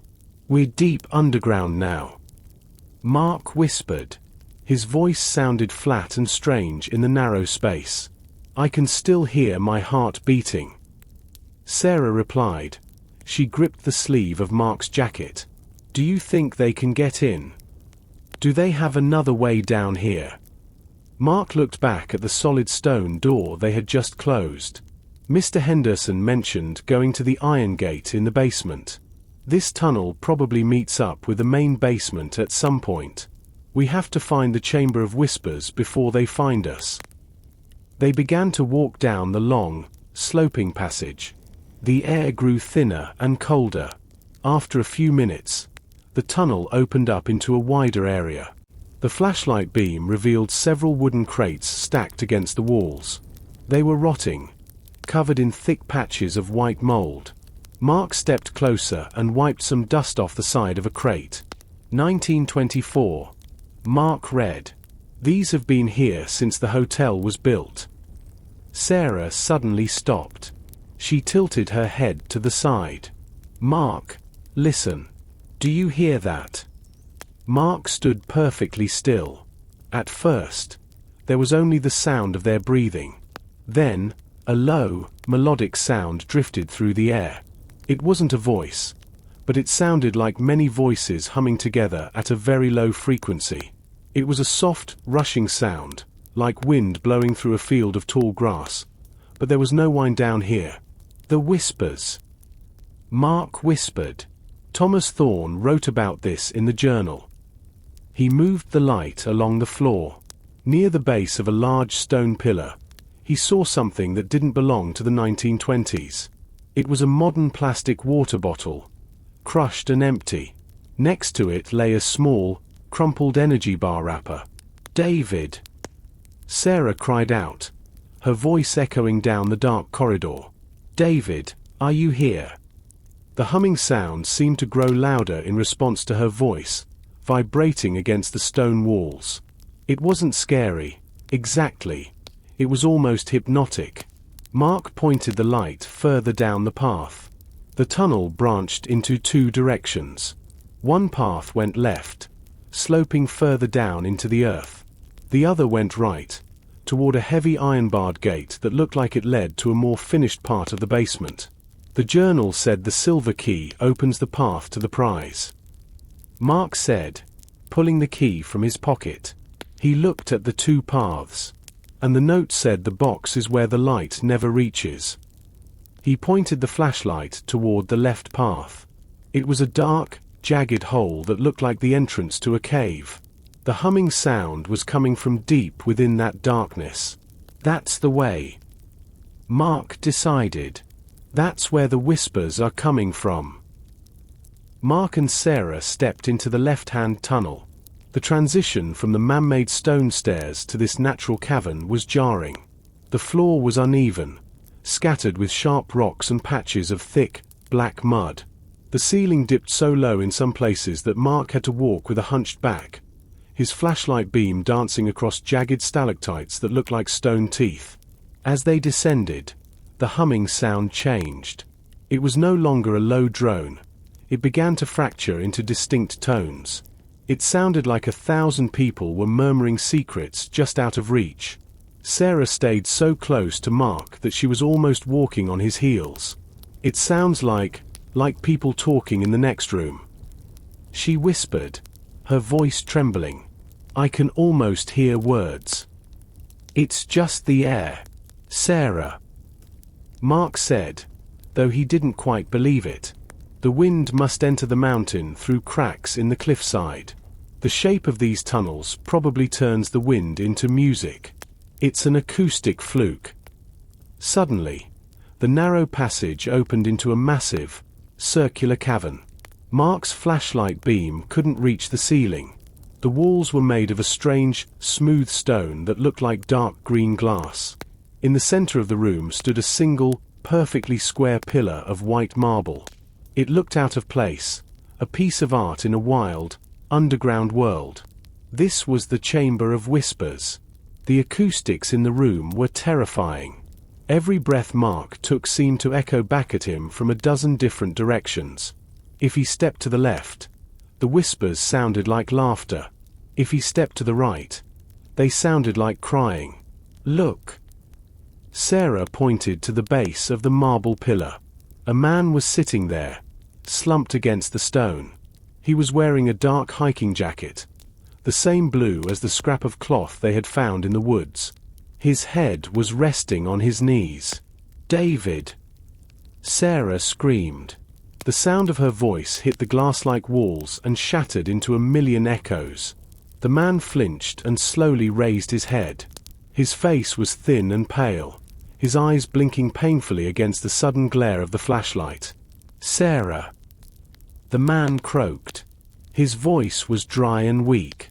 Is that really you? Or is the room playing tricks again? It's me, David. I'm here. Sarah ran across the uneven floor and threw her arms around him. Mark followed, keeping the light steady. He looked at the man. It was definitely the man from the photos, the history teacher. He looked exhausted and dehydrated. But he was alive. I found it, David whispered, looking up at Mark. He pointed to the top of the marble pillar.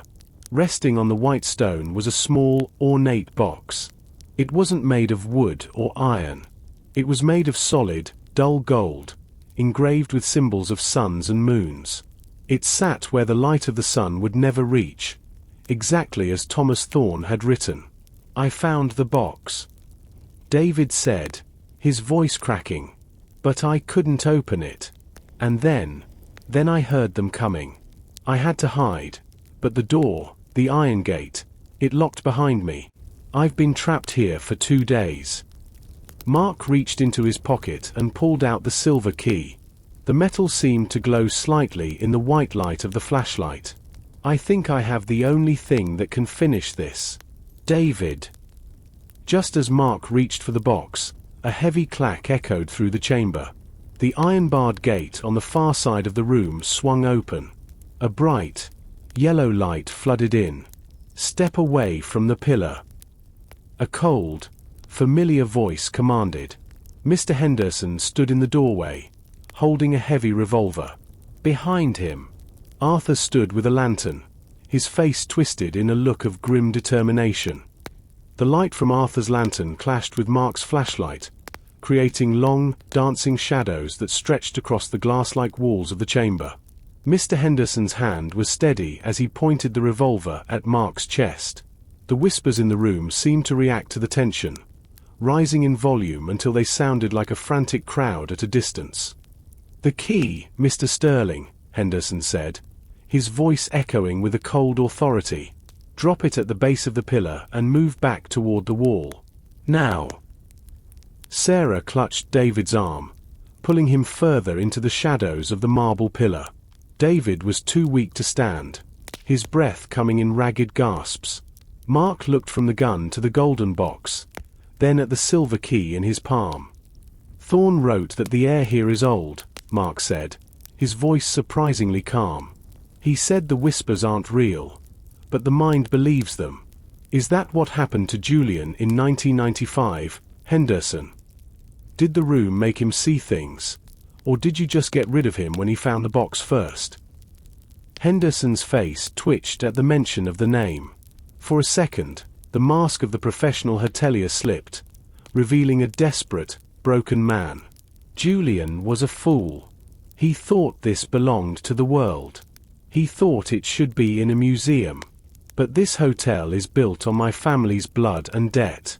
Thorne was my grandfather's partner, and he cheated us. This box is my inheritance.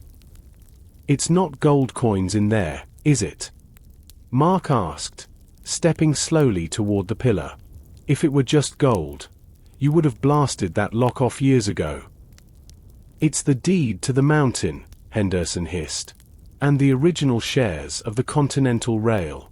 Whoever holds the contents of that box owns the land from here to the valley. Now, give me the key. Arthur took a step forward, his heavy boots crunching on the stone. Do what he says, lad. We don't want to hurt the girl. Mark reached the pillar. He looked at the golden box. The whispers were now a deafening roar in his ears, a trick of the circular room's acoustics. He realized the chamber was designed as a whispering gallery, where sound waves travel along the curved walls, amplifying every tiny noise into a chaotic storm of sound. The sound was disorienting Henderson. The old man was shaking his head, trying to clear the voices that the room was reflecting back at him. Mark saw his chance. "If you want the key, catch it," Mark shouted. He didn't drop the key.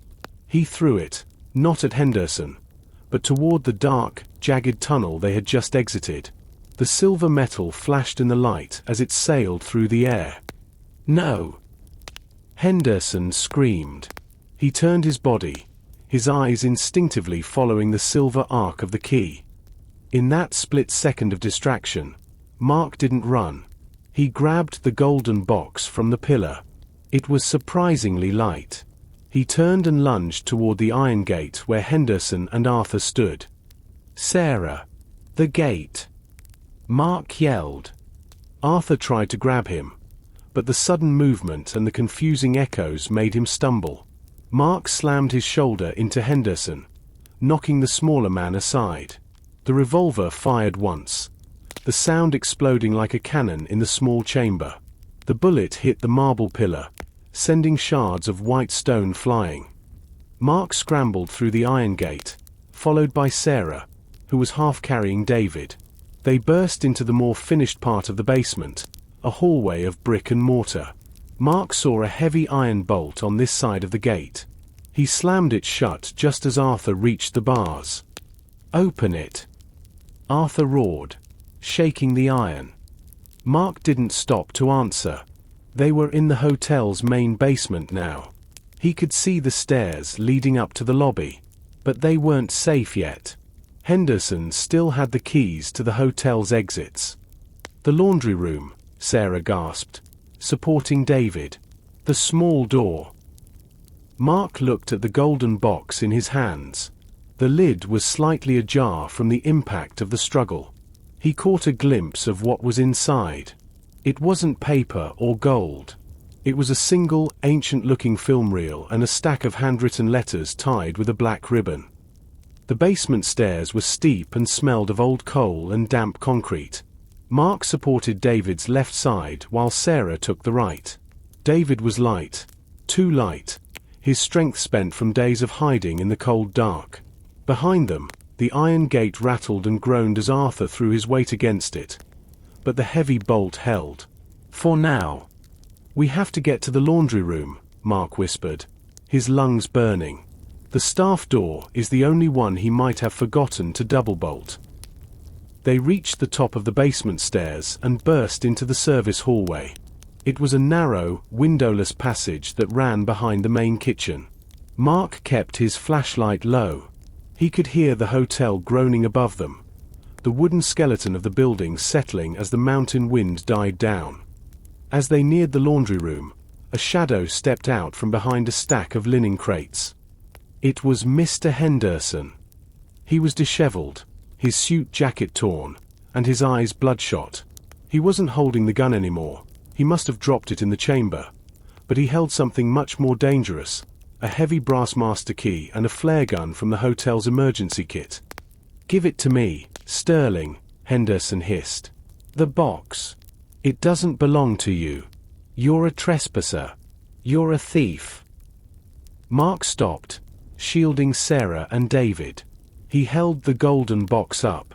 This is what you've been killing for. What you did to Julian." Julian was weak. Henderson shouted, his voice cracking. He wanted to turn this place into a monument to the past. He didn't understand that the past is only valuable if it pays the bills. Mark looked at the box. He realized then that Henderson had never actually seen what was inside. He had spent his whole life chasing a legend passed down from a grandfather who was just as greedy as he was. "You haven't opened it, have you?" Mark asked, a touch of dark wit in his voice. "You've been guarding a ghost story." Mark flipped the lid of the golden box wide open. He pulled out the film reel and the stack of letters. "It's not a deed, Henderson. And it's not stock options." Mark tossed a handful of the letters onto the floor. They fluttered like dying birds. "They're love letters. From Thomas Thorne to Elena. And the film. It's not a map to a mine. It's footage of them. Evidence that Thorne didn't leave the hotel to your family. He left it to her." Henderson froze. The flare gun shook in his hand. "No. My grandfather said.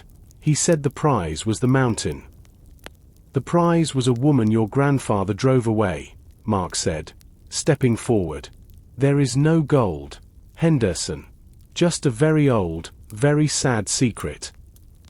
The realization seemed to break something inside the older man. He looked down at the letters, at the elegant handwriting of a man who had loved someone more than money. In that moment of hesitation, the service elevator behind Henderson hissed. The doors slid open. Arthur had found his way up. "Now!" Mark yelled. He didn't run for the door. He threw the empty, heavy golden box at Henderson's feet. The metal clattered loudly, distracting both men. Mark grabbed Sarah and David and pushed them through the laundry room door. They scrambled past the hanging white sheets, which danced in the draft like spirits. Mark slammed the staff exit door open. The cold mountain air hit them like a physical blow, but it was the sweetest thing he had ever felt.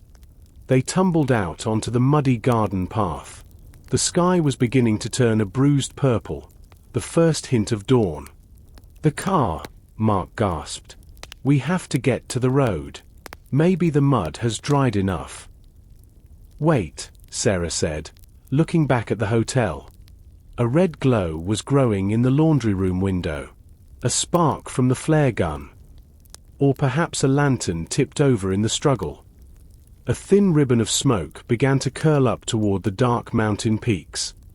The cold morning air was sharp, tasting of pine and the bitter tang of smoke. Mark, Sarah, and David stumbled through the muddy garden, their breaths coming in ragged white plumes. The sky was no longer black. It had faded to a ghostly, translucent gray, revealing the jagged silhouette of the peaks above them. They reached Mark's car at the edge of the driveway. Mark fumbled with his pockets, his heart sinking as he remembered Henderson had taken his keys. But as he looked at the ground near the driver's side door, a glint of silver caught the growing light. There, half buried in the mud, lay his keychain, likely dropped by Henderson during his frantic trips between the hotel and the grounds. Mark grabbed them, unlocked the door, and helped Sarah guide David into the back seat. David collapsed onto the upholstery, his eyes closed, finally safe from the mountain's weight. As Mark turned the ignition, the engine roared to life, a defiant sound against the oppressive silence of the forest. Before putting the car in gear, he looked back at the Mountain View Hotel. The fire had taken hold. Orange light flickered behind the windows of the laundry room and the kitchen, spreading upward with terrifying speed. The old, dry wood of the structure was perfect fuel. Through the smoke, Mark saw two figures emerge onto the front porch. Arthur was dragging a coughing, staggering Mr. Henderson away from the entrance. Henderson was empty-handed. The golden box, the letters, and the film reel, the symbols of his obsession, were gone. The owner stood on the gravel, watching his legacy burn. He didn't look angry anymore. He looked small. The prize had turned to ash, and the secrets that had haunted the mountain for 70 years were finally being purified by the flames. Mark shifted into drive and steered the car down the winding mountain road. The descent was slow, the tires churning through the drying mud, but with every meter of elevation they lost, the air felt lighter. 2 weeks later, the sun was shining over a quiet park in the city. David sat on a bench, his color returned, though he still walked with a cane. Sarah sat beside him, and Mark stood nearby, holding a digital tablet. They had saved the film reel and a handful of the letters. The film had been restored by a specialist Mark knew. It showed a young, vibrant Thomas Thorne laughing with a woman, Elena, on the very porch that now lay in ruins. She was the cook's daughter, David explained, his voice now strong. Henderson's grandfather wanted the land, but Thorne wanted to give it all to her. When she disappeared, the town thought she ran away. These letters prove she was forced out by the Hendersons. What will happen to the land now? Sarah asked. The authorities are looking into the original deeds, Mark said. But for now, the mountain view is gone. The mountain is just a mountain again. Mark looked at the siblings. They had come to the hotel as strangers and left with a bond forged in the dark. He reached into his pocket and felt the silver key. He hadn't turned it in to the police. It felt like a memento of a night where logic failed and bravery took over. So, Mark said, a small, witty smile playing on his lips, "Any plans for your next vacation? I hear the desert is nice and flat. No tunnels. No hotels." Sarah laughed, the sound bright and clear. "I think I'll stick to the city for a while, Mark. But if I ever get lost again, I'll bring the flashlight," Mark promised. The city was supposed to be a sanctuary. For 3 weeks, Mark lived a life of deliberate normalcy. He drank lukewarm coffee, drafted blueprints for a new library, and ignored the way his hands shook whenever he heard the whistle of a distant wind. He had convinced himself that the fire at the Mountain View Hotel had turned the mystery into ash. That changed on a Tuesday evening. Mark was sitting at his drafting table when he felt a strange sensation in his right thigh. It was a rhythmic, low-frequency vibration. At first, he thought it was his phone, but his phone was charging across the room. He reached into his pocket and pulled out the silver key. It was glowing. Not with a bright light, but with a faint, pulsing blue luminescence that seemed to emanate from the very center of the metal. As he held it, the vibration grew stronger, traveling up his arm and settling in his chest. It wasn't just vibrating, it was singing. It was the same low humming sound from the Chamber of Whispers, condensed into a piece of cold silver. Mark dropped the key onto his wooden desk. It spun once and pointed north, directly toward the mountains. He immediately grabbed his phone and called Sarah. She answered on the first ring, her voice breathless. "Mark, are you feeling it too?" "The key?" Mark asked, his heart hammering. "It's glowing, Sarah. and it's pointing back to the hotel. It's not just the key, Sarah said. There was a frantic edge to her voice. David is gone. I went to his room to bring him dinner, and the window was open. Mark, he hasn't been the same since we got back. He's been talking about the engine. He said the fire didn't destroy the secret. It just cleared the way for the real door. Mark looked at the key on his desk. It was still pulsing, a rhythmic beat like a mechanical heart. What do you mean, the engine? He found something in those letters we saved, Sarah explained. He didn't tell us everything. There was a hidden layer in the paper, Mark. A second map. He left a note on his pillow. It just said, "The whispers are louder in the dark. I have to go back to the source." Mark swore under his breath. He looked at the blueprints on his desk. Orderly, logical, safe. Then he looked at the silver key. The mystery hadn't died in the fire. It had simply been waiting for the smoke to clear. "I'm coming to pick you up," Mark said, already reaching for his boots. "We have to get to him before Henderson does. If Henderson is still alive, he'll be looking for that engine too." "Mark, the mountain is dangerous right now," Sarah warned. "The police have blocked the roads because of the fire damage." "Then we'll hike," Mark replied. "That key isn't just a memento, Sarah. It's a compass. And right now, it's telling us that the story is only half finished." The drive back to the mountain was a silent affair. The further they moved from the city lights, the brighter the silver key glowed in the center console. It sat there like a ticking clock, its pulse quickening as they climbed the winding roads. The police tape was still there, fluttering in the midnight wind like yellow ghosts. Mark parked the car half a mile away, hidden behind a thicket of pine trees. They stepped out into the cold air. The smell of burnt wood was still heavy in the atmosphere, a bitter reminder of the night the mountain view fell. As they approached the ruins, the sight was haunting. The Grand Hotel, once a sprawling monument of wood and stone, was now a skeletal remains of blackened beams and collapsed floors. The stone chimneys stood like lonely sentinels in the mist. "David!"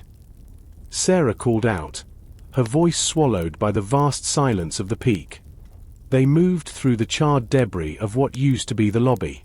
The red carpet was gone, replaced by a carpet of grey ash that crunched under their boots.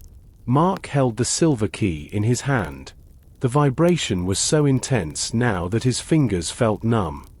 Suddenly, the key stopped humming. It turned cold, ice cold. Mark stopped in his tracks. He pointed his flashlight toward the center of the lobby, where the grand staircase used to be. Standing in the middle of the ash was a figure. It was David, but he wasn't looking at them. He was staring at the floor, holding a heavy iron shovel. "David!" Sarah stepped forward, her voice trembling. "David, please, come away from here. The building isn't stable." David turned slowly. His eyes were wide, reflecting the white light of the flashlight. He looked older, his face gaunt. "You don't understand, Sarah. The hotel was just a lid, a cap on a bottle." He pointed the shovel at a spot on the floor where the marble tiles had cracked open during the fire. Underneath the tiles, there wasn't dirt or stone. There was a circular metal hatch, made of a strange, dull grey alloy that didn't have a single scratch on it. "The fire cleared the debris," David whispered. "Thorne didn't build a hotel. He built a fortress over a tomb. And the whispers we heard, that wasn't the wind. It was the cooling system."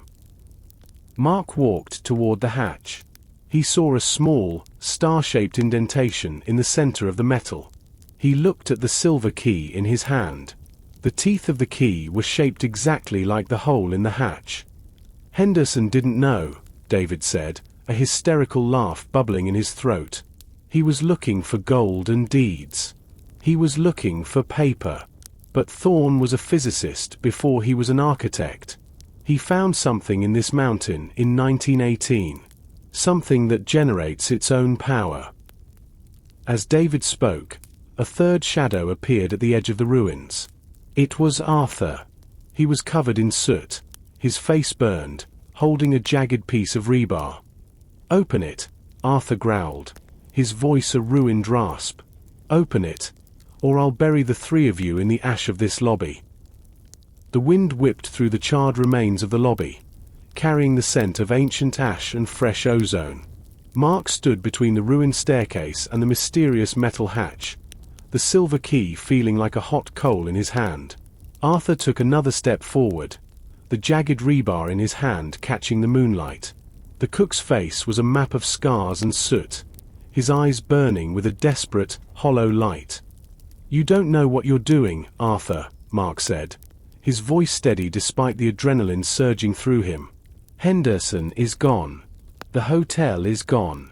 There's nothing left to protect." "I'm not protecting the hotel," Arthur rasped, his voice sounding like grinding stones. "I'm protecting the balance. Thorn told my father, and my father told me. The mountain has a heart of lightning. If you open that door without the proper grounding, you'll vent the pressure. You'll level what's left of this peak." David shook his head, his face illuminated by the faint blue pulse of the hatch. "That's a lie they told you to keep you obedient, Arthur. It's not a bomb. It's a generator. I've read the letters." Thorn was obsessed with Tesla's work. He found a pocket of rare earth minerals in this mountain that acts as a natural conductor. "This hatch leads to a laboratory, not a tomb." "It's both," Arthur roared, swinging the rebar in a wide arc. Mark ducked, pulling Sarah back. "It's a tomb for anyone who tries to steal the fire." The silver key in Mark's hand began to hum a different tune, a high-pitched, crystalline note that made the hair on his arms stand up. The hatch responded, its star-shaped lock beginning to rotate slowly, even though the key wasn't in it yet. The metal groaned, a deep, resonant sound that seemed to come from miles below.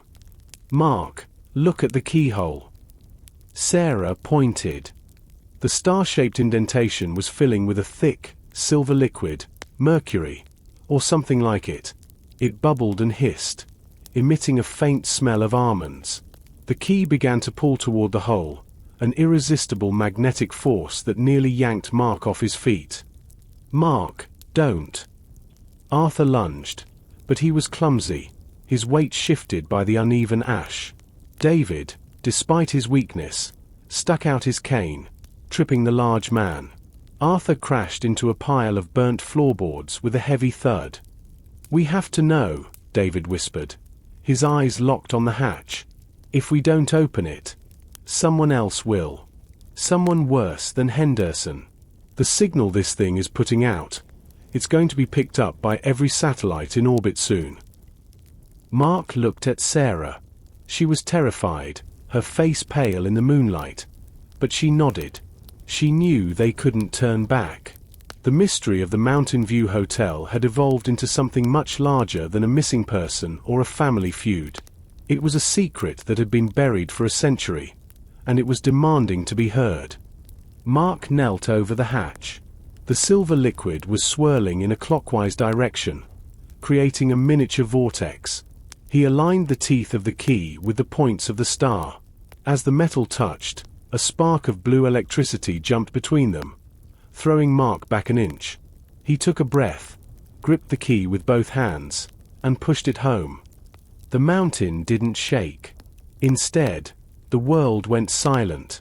The wind stopped. The rustle of the trees died.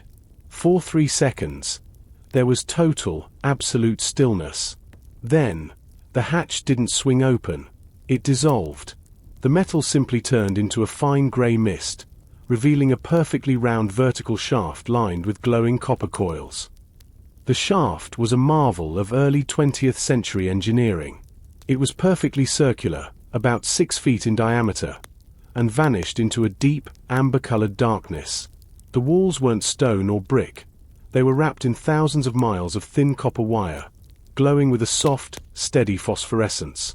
A narrow spiral staircase made of dark, non-reflective metal wound its way down the perimeter.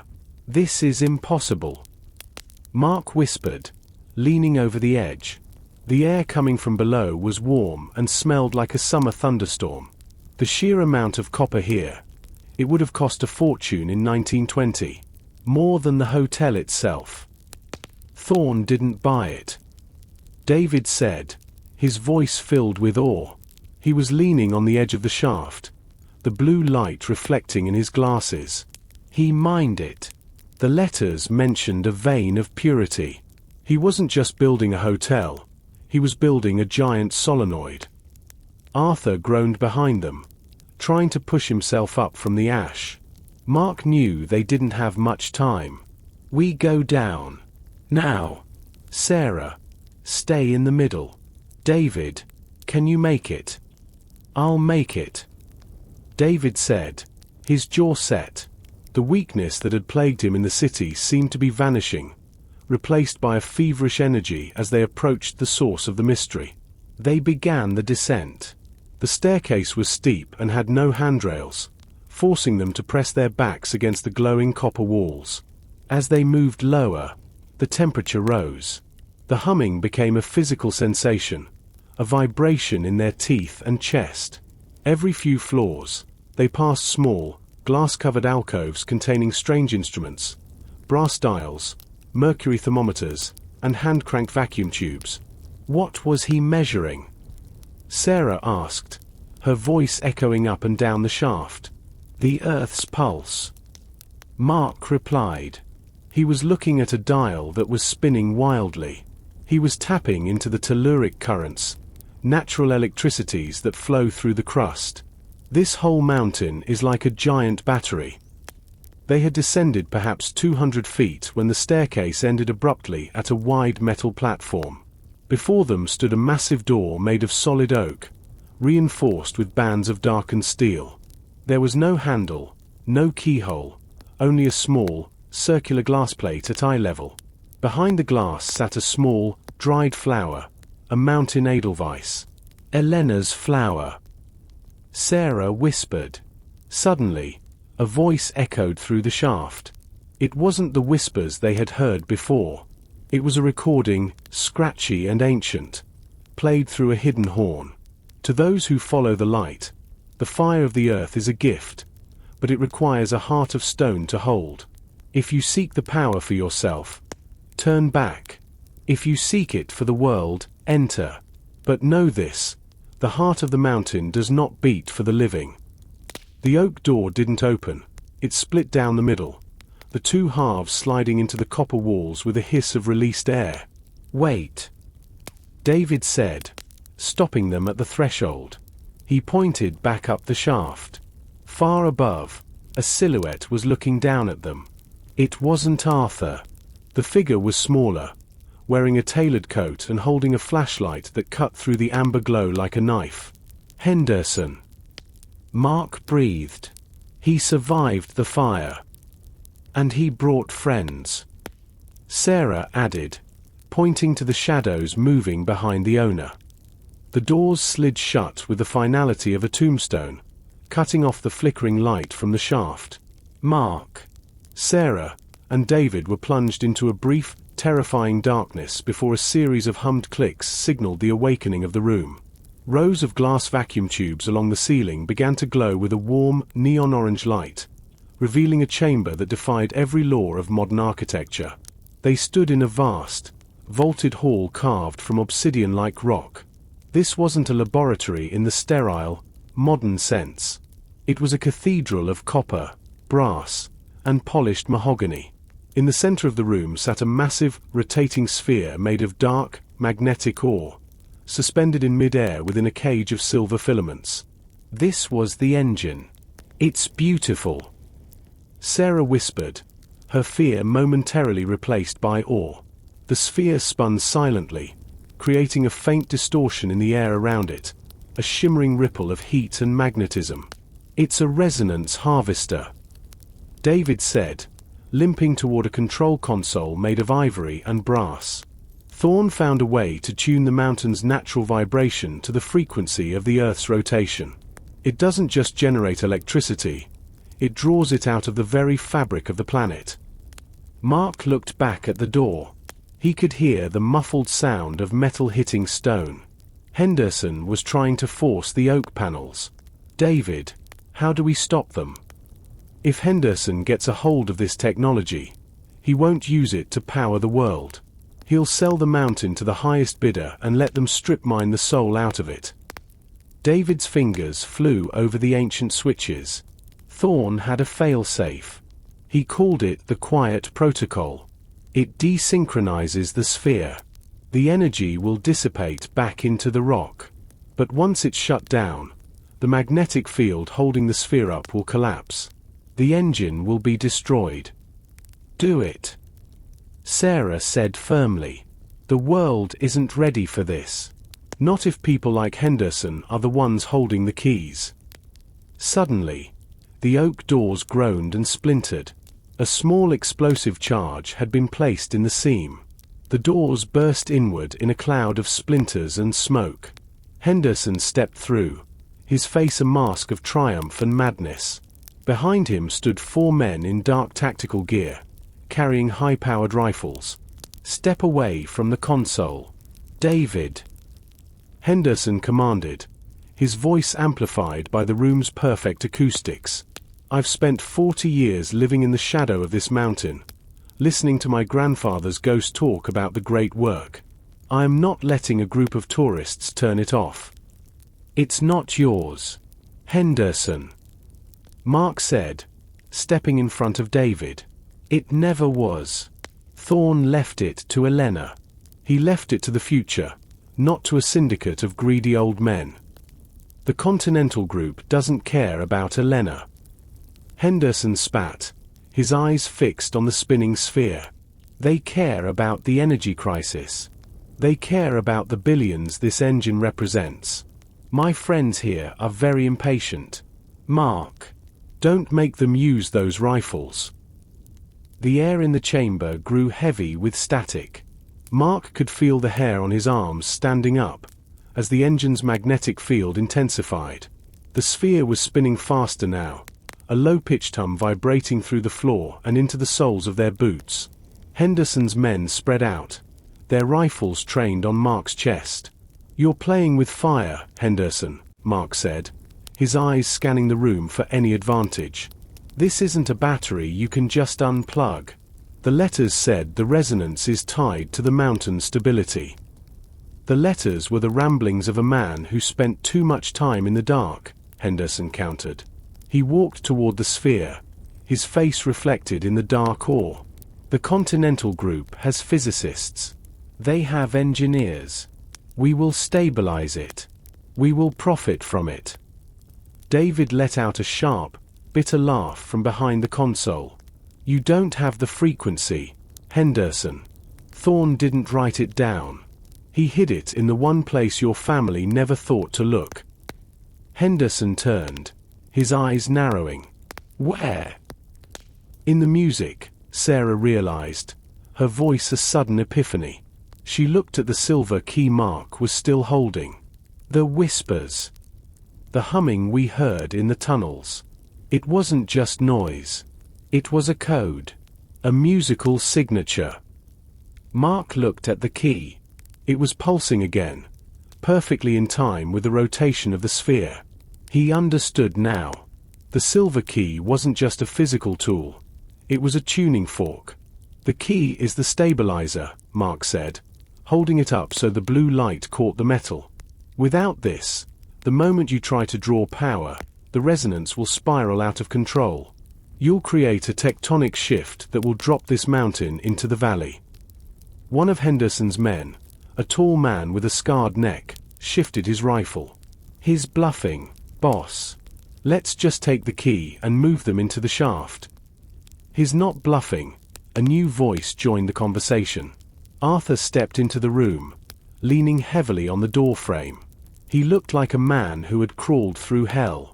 His clothes were charred, and his eyes were hollow. He looked at Henderson not with fear, but with pity. "The mountain is waking up, Henderson," Arthur said. "The fire upstairs broke the heat seal. The telluric pressure is rising. If you don't let them shut it down, we aren't just going to lose the hotel. We're going to lose the town." Henderson's hand tightened on the grip of his flare gun. "I'm not going back to being a failure, Arthur. I am not losing this again." In a moment of pure desperation, Henderson lunged for the silver key in Mark's hand. Mark stepped back, but the floor, slick with ancient oil and moisture, betrayed him. He slipped, the key flying from his grasp. It skittered across the obsidian floor, sliding directly toward the glowing filaments of the engine's cage. "No!" David and Henderson shouted in unison. The silver key didn't just slide, it was pulled. As it approached the rotating ore sphere, the magnetic field caught it, suspending the metal in mid-air. The key began to spin at a dizzying speed, glowing with a white-hot intensity that illuminated the darkest corners of the obsidian hall. The whispers in the room suddenly shifted into a singular, piercing note that resonated in the very marrow of Mark's bones. "It's calibrating!" David yelled over the mounting roar. He threw himself back at the ivory console, his hands moving frantically across the brass dials. "The key is acting as a bridge. It's dumping the excess resonance into the sphere." The tactical team hesitated, their rifles lowered as the air around them began to crackle with blue static. One man reached out to touch a metal railing, and a bolt of electricity arced from the sphere, throwing him 10 feet across the floor. "Back away!" Mark shouted, grabbing Sarah and pulling her behind a heavy mahogany desk. "The field is expanding." Henderson, however, was past the point of reason. He saw the key, his inheritance, suspended in the light, and he saw his life's work spiraling out of his control. He ran toward the sphere, his hand outstretched. "Henderson, stop. The static will kill you." Arthur lunged forward, trying to catch the older man's coat, but he was too slow. As Henderson's fingers neared the magnetic cage, the sphere's rotation reached its peak. The laws of gravity seemed to falter. Small pebbles, fragments of the shattered door, and even the tactical team's dropped gear began to float, orbiting the engine like a miniature solar system. "The polarity is reversing," David screamed, his voice barely audible over the sound of 1,000 rushing winds. "The engine is trying to ground itself through the mountain. If it connects, the peak will explode." Mark looked up at the ceiling. The copper coils lining the shaft were glowing a violent violet. He knew they had seconds. He looked at the silver key, still spinning in the center of the storm. It was the only physical link to the engine's heart. "David, can we overload it?" Mark called out. "If we disrupt the silver filaments, the cage will collapse." David pointed to a series of glass-encased levers at the far side of the room. "But someone has to get close enough to break the vacuum seal." Mark looked at the floating debris. The air was thick with the scent of ozone and burnt metal. He saw a heavy brass fire extinguisher floating near him.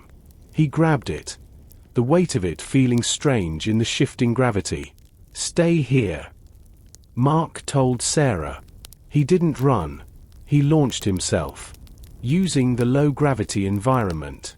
Mark pushed off the desk, sailing through the air toward the glass levers. As he passed the sphere, the heat was blistering. He swung the brass cylinder with all his might, shattering the glass casing just as a massive bolt of energy struck the floor where he had been standing seconds before. The vacuum hissed as it broke. The silver filaments snapped like piano wires. The sphere, suddenly robbed of its magnetic cradle, dropped like a stone. The sound was not an explosion, but a deep, hollow thud that shook the roots of the mountain.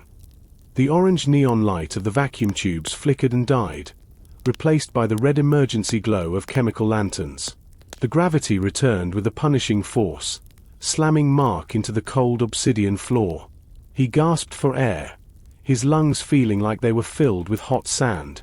For a long minute, there was only the sound of falling dust and the heavy breathing of the survivors. The engine was silent. The dark sphere lay in a crater in the center of the room, cracked and inert. The silver key had vanished, either vaporized by the energy or buried deep within the ore. Is it over? Sarah's voice came from the darkness. She crawled out from behind the desk, her face smudged with soot but otherwise unhurt. It's dead, David said, his voice weary. He was slumped against the console, the ivory keys now dark and lifeless. The resonance is gone. The mountain is just rock again. Mark pushed himself up, his muscles aching. He looked toward the entrance. Arthur was kneeling over Henderson. The hotel owner was alive, but he looked broken, his eyes staring blankly at the ceiling. The tactical team had fled back up the shaft during the height of the storm, leaving their gear behind. "We have to get out of here," Arthur said, his voice surprisingly gentle as he helped Henderson to his feet. The pressure release caused a shift in the upper levels.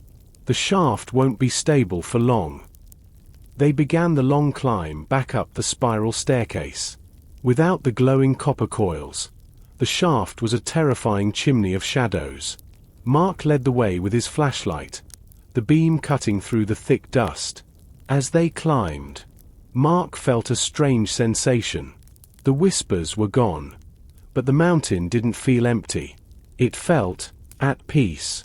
The ancient tension that had lived in the rock since 1918 had finally been released. They reached the lobby ruins just as the first true rays of the sun broke over the horizon. The valley below was covered in a sea of white mist, with only the highest peaks poking through like islands. "Mark," Sarah said, pointing toward the garden.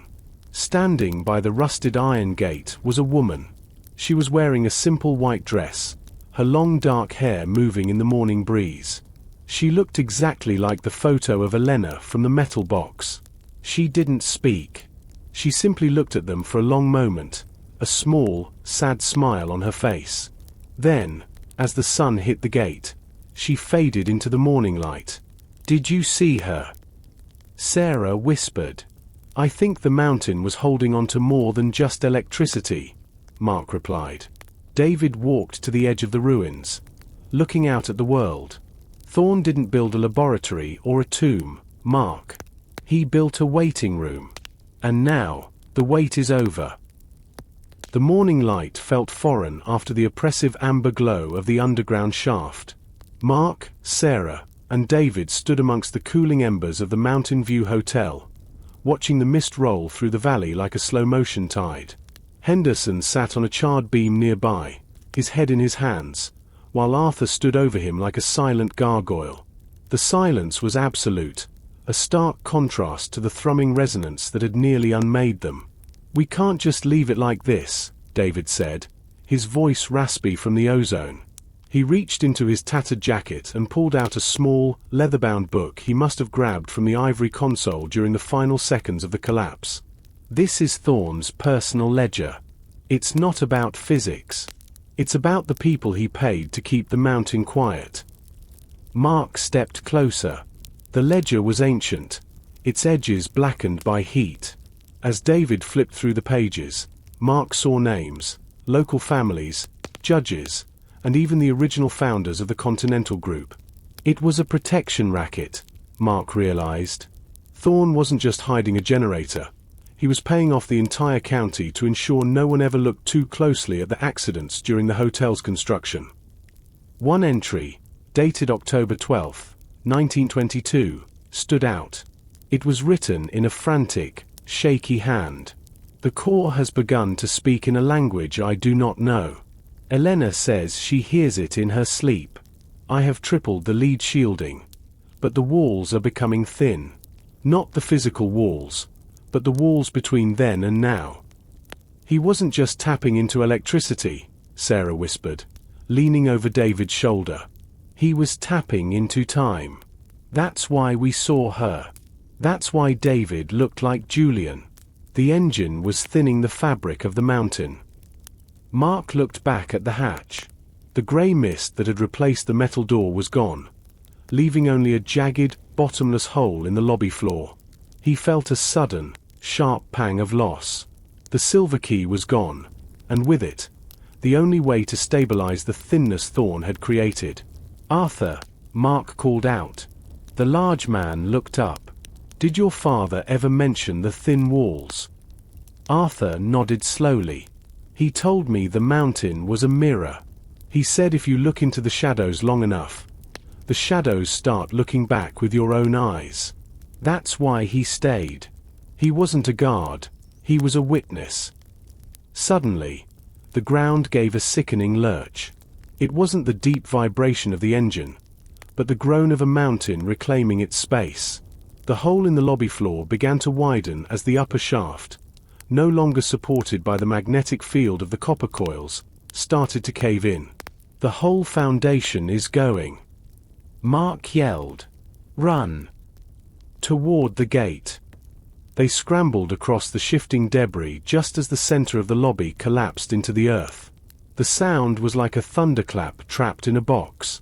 A massive cloud of dust erupted into the air, obscuring the sun and coating the survivors in a thick, gray powder. When the dust settled, the Mountain View Hotel was gone. There was only a jagged crater where the heart of the mystery had been. Mark looked at his hands. They were shaking. He had spent his life building things that were meant to last, yet he had just presided over the total erasure of a century of history. "It's over," David said, clutching the ledger to his chest. "The mirror is broken." They didn't wait for the authorities. By the time the first police sirens echoed up from the valley, Mark's car was already miles away, descending toward the lowlands. The air in the car was thick with a heavy, contemplative silence. David stared out the window at the receding peaks, while Sarah sat in the back, her eyes closed, as if trying to memorize the feeling of safety. "Where are we going?" Sarah asked eventually. "To the only person who might still remember the truth," David replied, patting the ledger. Thorn had a sister. According to these records, she moved to a small coastal town called Oak Haven in the late 30s. She took Elena's mother with her. Mark glanced at the rearview mirror. The mountains were now just a jagged purple line against the blue sky. "David, that was 80 years ago. They'd be long gone." "Maybe," David said, "but the ledger mentions a trust. The Edelweiss Fund. It was set up to pay for a house in Oak Haven in perpetuity. If the house is still there, someone is living in it. Someone who knows why Thorn really stayed in that mountain." They drove for hours, leaving the rugged terrain of the interior for the rolling hills and salty air of the coast. Oak Haven was a sleepy town, the kind of place where time seemed to move at a different pace. The houses were weathered gray wood, and the streets were lined with ancient, twisted oaks. As they reached the address listed in the back of the ledger, 12, Shadow Lane, Mark felt a familiar chill. The house was a Victorian structure, tall and narrow, painted a fading white. It sat on a cliff overlooking the grey Atlantic. But it wasn't the architecture that caught Mark's eye. In every window of the house, there was a single, silver-framed photograph facing outward. Mark parked the car and they approached the front porch. The door opened before they could even knock. Standing there was a woman who looked strikingly like Sarah. She was elderly, her hair a crown of white, but her eyes were sharp and clear. "You're late," the woman said, her voice like the rustle of dry leaves. "I've been hearing the humming for days. I knew the engine had finally stopped."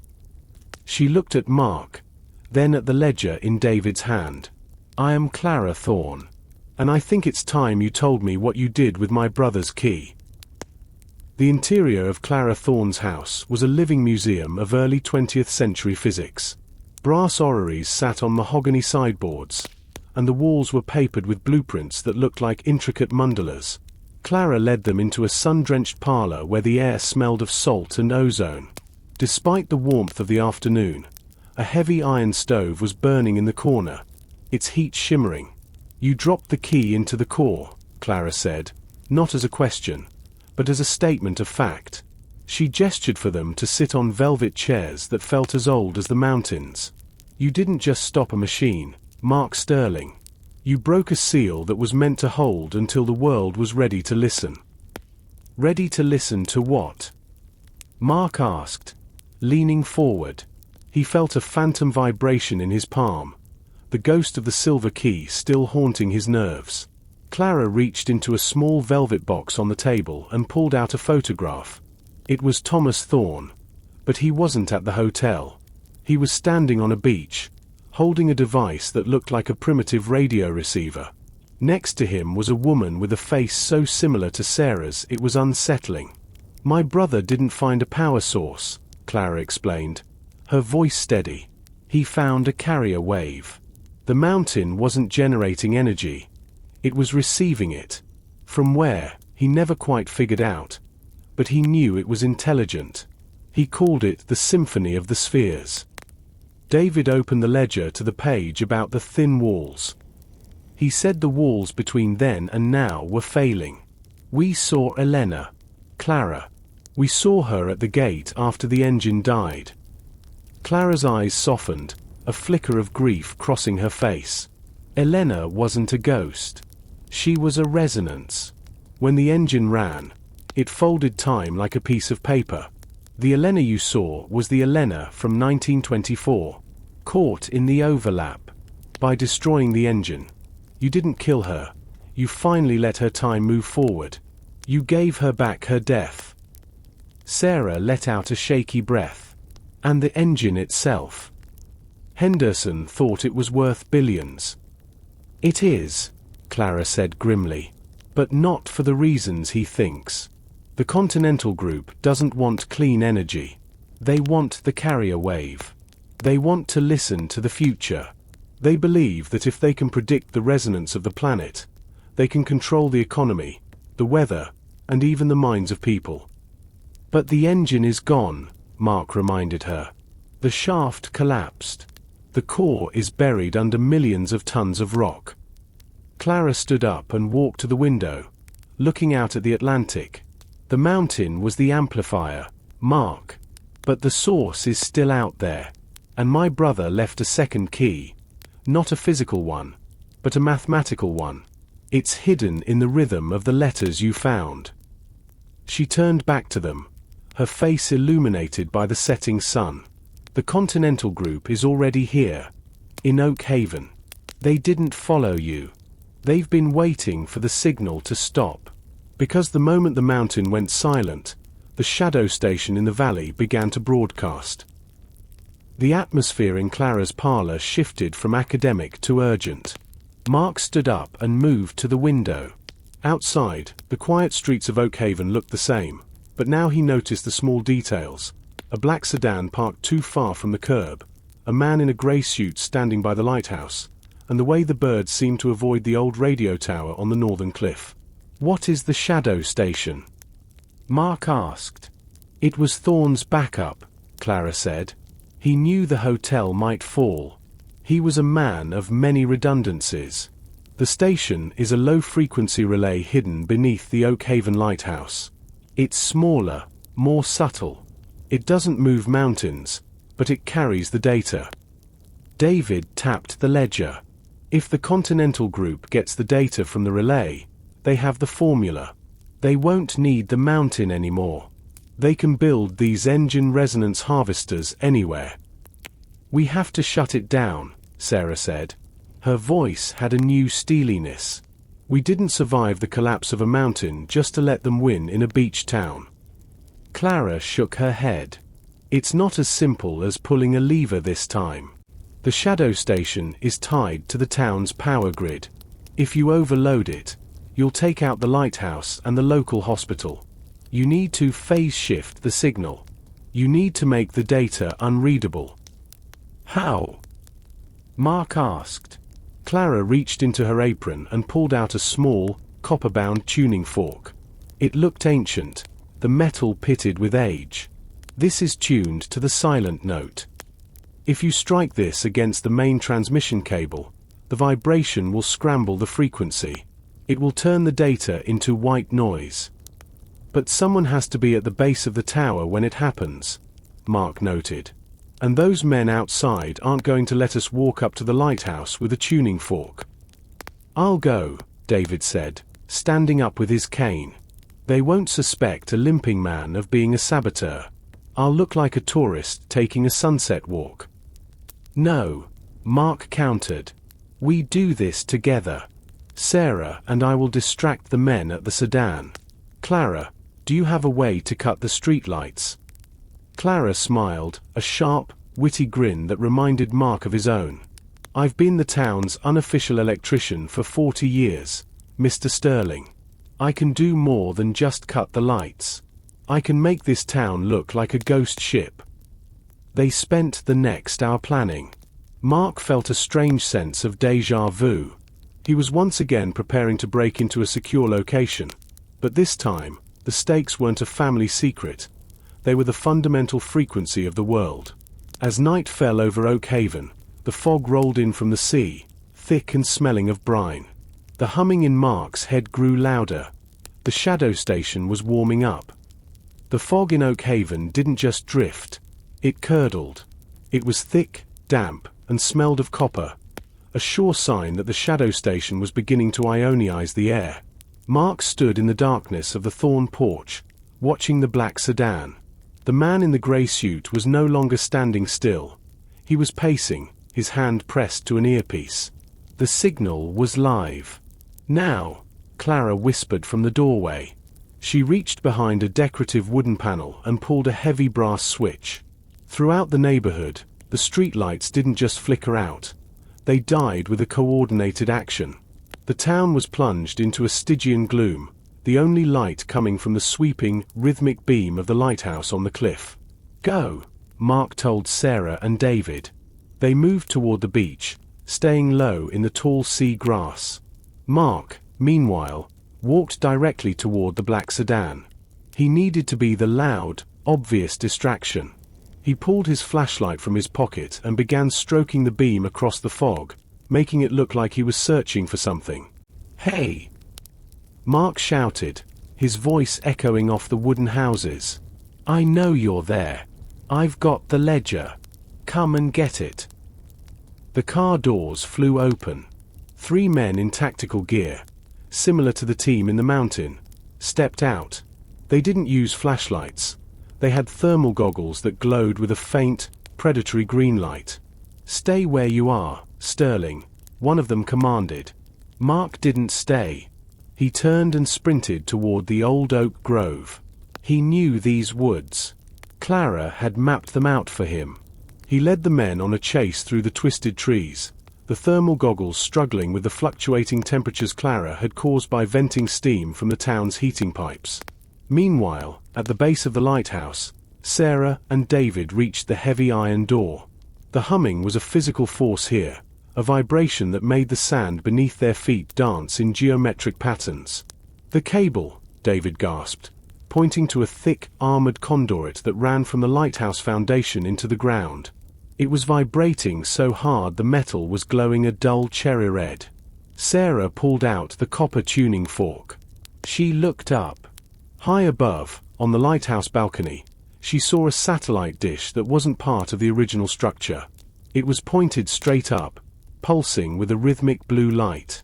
If we do this, the feedback will be massive, David warned, gripping his cane. Sarah, get back. The interference might cause an electrical arc. We do it together, she replied. They held the tuning fork between them. Sarah took a heavy stone from the lighthouse wall.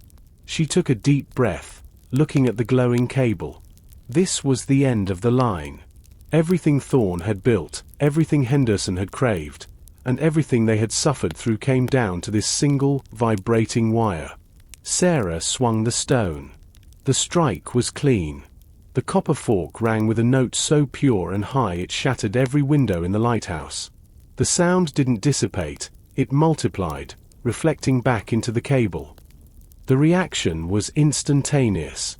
The blue light on the satellite dish turned a blinding, violent white. A pillar of energy erupted from the lighthouse, shooting straight into the foggy sky like an inverted bolt of lightning. Mark, still dodging through the oak grove, saw the sky ignite. The men chasing him stopped, frozen in awe as the heavens above Oakhaven turned into a swirling kaleidoscope of aurora-like colors. The carrier wave was being pushed back, the data scrambling into a chaotic rainbow of static. The interference! Mark shouted. The tactical team's radios erupted in a deafening screech of feedback. They ripped off their earpieces, groaning in pain. Mark took the opportunity to double back toward the cliff. He had to make sure Sarah and David were alive. At the lighthouse, the scene was chaotic. The armored cable had split open, spilling out a silver, liquid-like substance that looked like the mercury from the mountain hatch. It was hissing as it touched the salt air. Sarah and David were slumped against the stone wall, shielded from the worst of the discharge by the lighthouse's thick foundation. "Did it work?" David asked. His glasses cracked but his eyes wide with wonder. Mark reached them and helped them to their feet. He looked out at the ocean. The black sedan was gone, the men in suits fleeing as their technology failed them. But the sky was the most terrifying and beautiful thing Mark had ever seen. The stars seemed to be dancing, shifting positions as the resonance Thorn had tapped into finally balanced itself out. "It's more than white noise," Mark said, looking at the aurora. "We didn't just scramble the data. We released the pressure." Suddenly, the lighthouse beam stopped rotating. It fixed itself on a point 10 miles out at sea. The light wasn't yellow anymore. It was the same silver blue as the key. In the distance, a massive, silent ripple moved across the water, as if something gargantuan was passing beneath the waves. Thorn wasn't just listening to the mountain, David whispered. He was listening to the ocean. The whole planet is a living circuit. Clara Thorn appeared at the top of the cliff path, her white hair glowing in the strange light. She looked toward the sea, a look of profound relief on her face. "The shadow is gone," she said. "The Continental Group lost the signal. It will take them another century to find the frequency again." But as she spoke, the silver light from the lighthouse began to fade. The sky returned to its normal, dark velvet. The humming died away, replaced by the gentle, natural sound of the waves hitting the rocks. "The final chapter," Clara said, looking at Mark, "is yours to write." 1 month later, Mark sat on the porch of a small cabin at the base of the mountain. The ruins of the Mountain View Hotel were now a protected site, cordoned off by the government as a geological anomaly. The official story was a pocket of natural gas and a series of rare seismic events.